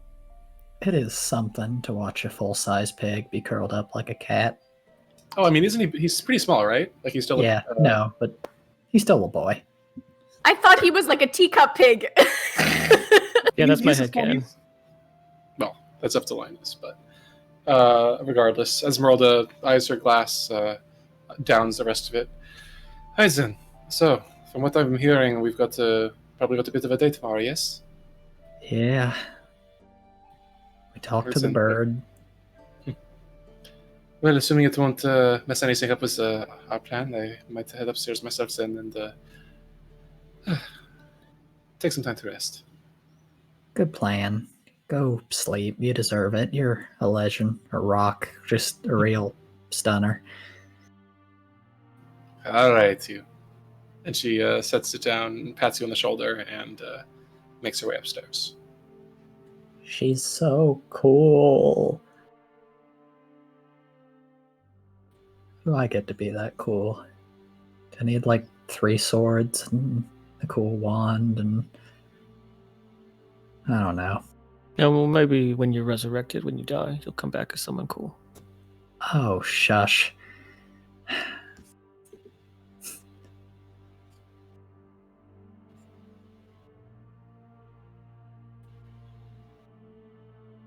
Yeah. So, is there anything more you'd like to do in the Blue Water Inn? Metreon, when folks start to wind down, is actually just going to stay in the tap room for a bit with Truffle, just sipping on his wine. Yeah. As things start to as folks start to trickle upstairs, Erthrendir's joviality kind of turns, and he catches a nervous look at Amity. Hey, can I ask you something? Yeah, what is it? Can you stay with me tonight? After everything. Yes. Oh. He blushes hotly. I mean, I just after everything, I don't want to be alone. Of course. Oh. Huh. Yeah, no, sorry. I just had to, used to ask to make sure that he'd be home. I'm not used to just that being a... Thank you. Right. Well, I haven't been having any of those prophetic dreams recently. Hopefully I didn't just, lose it. Well, I'd imagine not. You're still doing the stuff with the stories, right? You've still got power. And frankly, I think it's your birthday. You're owed a night without horrible dreams, yes? that's a good point. And I'll do my best to help provide you with that.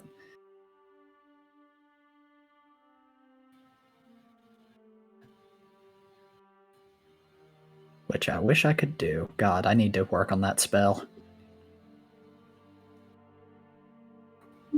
What spell?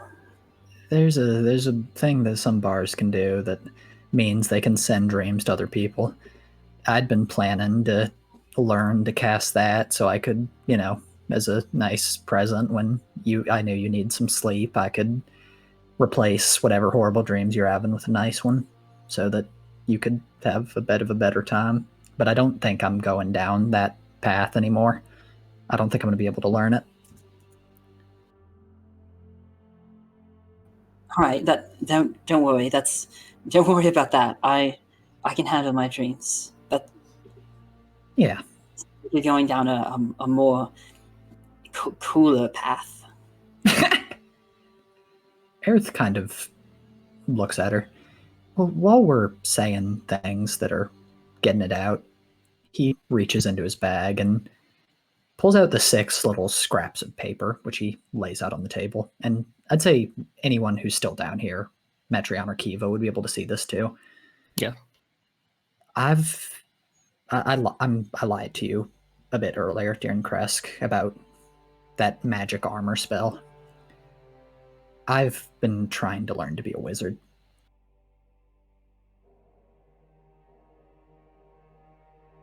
Whoa. Yeah. Yeah, I stole some spells from Victor's spellbook a few nights ago, and I've been trying to learn to cast them ever since.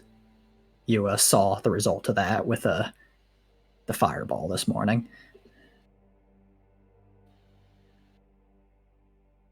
I guess I don't know exactly what this means, but that was a really cool fireball. So He winces.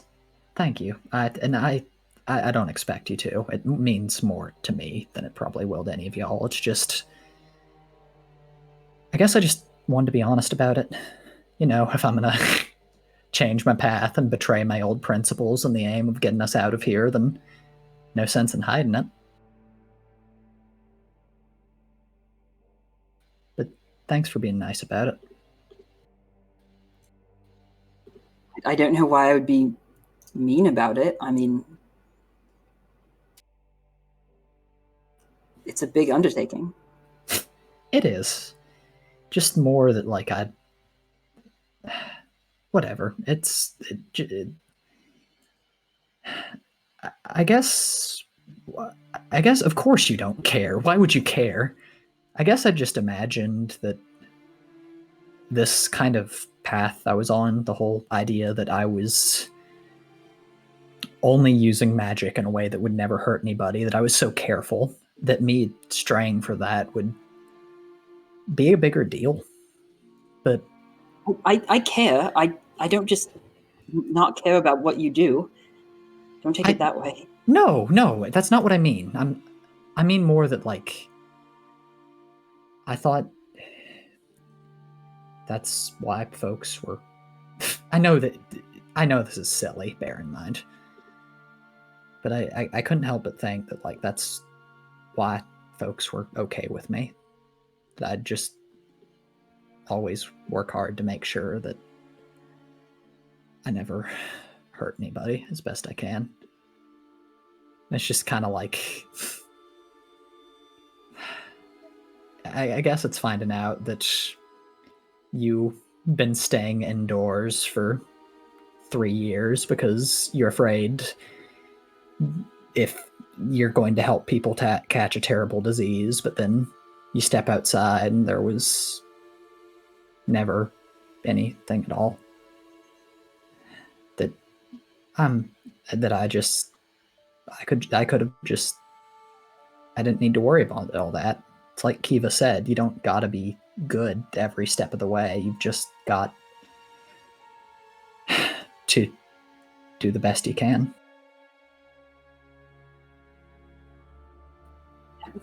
That reminds me, I'm looking to become a warlock, actually. Oh, really? Who's I will say, for all we're being about acceptance, I am going to be choosy about your patron. Don't get like a fae or anything like that. Well, you could choose Excuse me, patrons. what exactly is wrong with fae? Well, you could choose patrons. I say this as half as an elf. They're awful. They're duplicitous. They're the worst. My mother was a fae. And I'm sure she was a lovely lady, but like fae mortals, oil, water. Look, I'm descended from one of the kinder tricksters, so we're not all bad. And the fae, we just like a joke. Yes, jokes. That's what they're known for. Jokes. No, I'm sorry. It's my I have some relatives. They've got stories from their grandparents, but yeah. No, I'm sorry. I didn't mean to impugn. Is it true that they steal children, like little kids? Some of them do. I mean, there's always like the changeling stories and stuff like this, but we, at least the court that my family served, didn't do any of that as far as we know. Wait, you've been to the Feywild then? Well, I mean, only as a baby. I was born there. You were born, Kiva. That's incredible. I mean, it's where my mom was from, and so but when she died, we had to leave because, I could have stayed, but my dad couldn't have stayed without, obviously, my mom being alive. He was the tie, but he didn't want to leave without me, so he decided to take us both. And we left. I'm sorry. It's okay.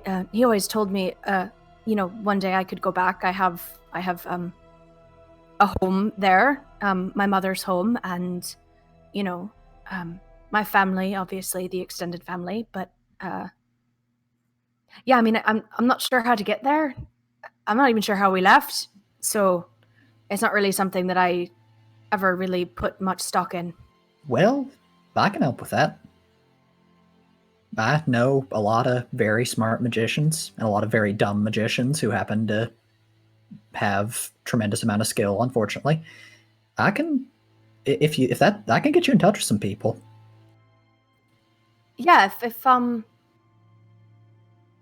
think and she sort of like does like a look upstairs generally, and it's just like, I think, it could be cool to travel and stuff. Yeah, we'll get you a tuning fork. It'll be fine. You deserve to. That's wonderful. Born in the Feywild. No wonder you're cool. I mean, you're cool for a lot of reasons, but you're strong as hell. I absolutely think the fairy thing is what gives me the sort of cool factor. Are you kidding? You spit in Strahd's face a few days ago. Yeah, but it's really easy to do that. He's very ugly. Is it? None of the rest of us have done it. I mean, look, I can teach you how. It's I, really I'm easy. not asking for a tutorial. I just meant more that, like, you've got a spark. I know you talk about your anger a lot, but, like, there's a vitality in you just a passion. It's wonderful. Don't discount that. Maybe No, I don't. I think I get that from my mom. So it's good to hold on to. Good. She sounds lovely.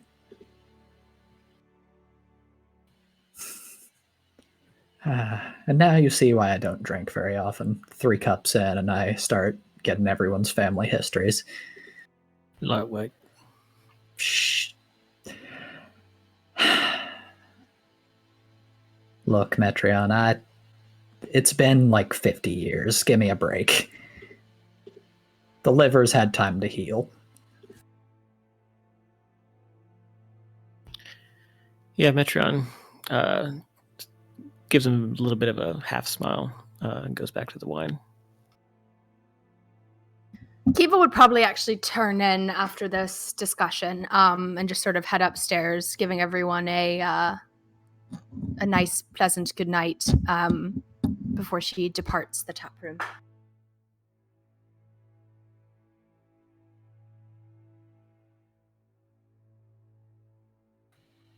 Yeah, no, Amity or Berthrandir will gladly go up fairly soon afterward.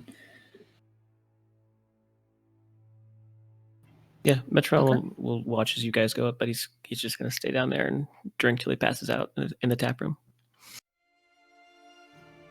All right, sounds easy enough. And with that, each of you retires to your cramped and crowded chamber. Some of you setting up in the tap room, others upstairs. Lillison, is there anything you're doing with your communications? Lillison will think for a very, very long time before putting pen to paper and writing out a short report for Strahd. Okay. You have it written down on parchment, sealed if you'd like. Anything in particular you'd like to do with it? She is going to poke her head out the window and see if she can spot anything that looks like it's a messenger for Strahd. Make a perception check with disadvantage. That is a 22 with disadvantage. Okay. Looking through the darkness, you do in fact see a small bat hanging on the very edge of the roof, all the way toward the road, away from you. Okay. Where were these perception checks before? She will lean kind of halfway out the window and extend the little scroll towards it. Okay. The bat glances toward you, chirps quietly, and then flutters over to Nabbit. As it does, Erthrindir, downstairs, before you head up, you hear the distant scream from the alarm you set up. Ow, god damn it. He looks over at the others. Well, it started. That's the first report. The bat flutters over and gingerly takes your rolled up parchment in its claws, and then just carefully turns toward the night and takes off, flapping its wings, and before long, vanishing into the misty skies over top Valaki.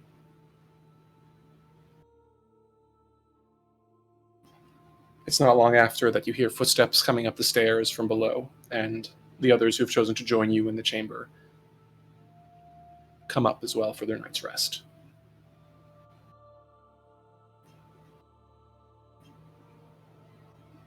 All right. Is there anything more you'd like to do, or is everyone turning in for the evening? Passing out. Sleep. Heck yeah. Okay. With that, the lot of you turn in for the evening, preparing yourselves for the day to come. And that is where we will end it for today.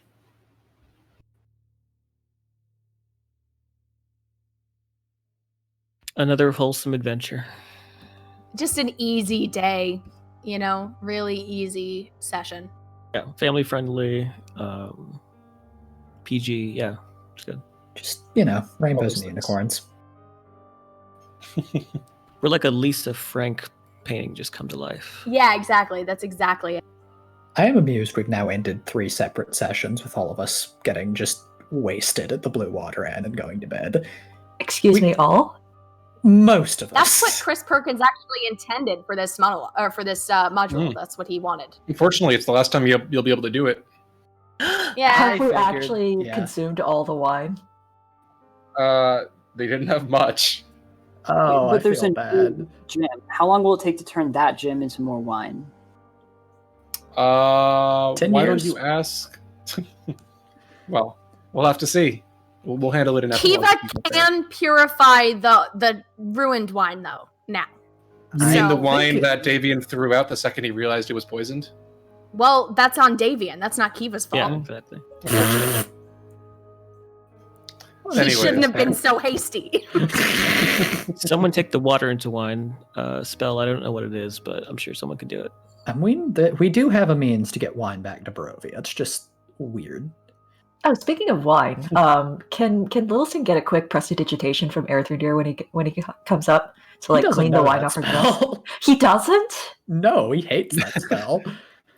Oh no! I would say you can Oh, get no. Esmeralda to do it if you'd like. Okay, thank you. Yeah, She she's will the one who probably cares like about her her. appearance. So. All of us are just scum. We're rude.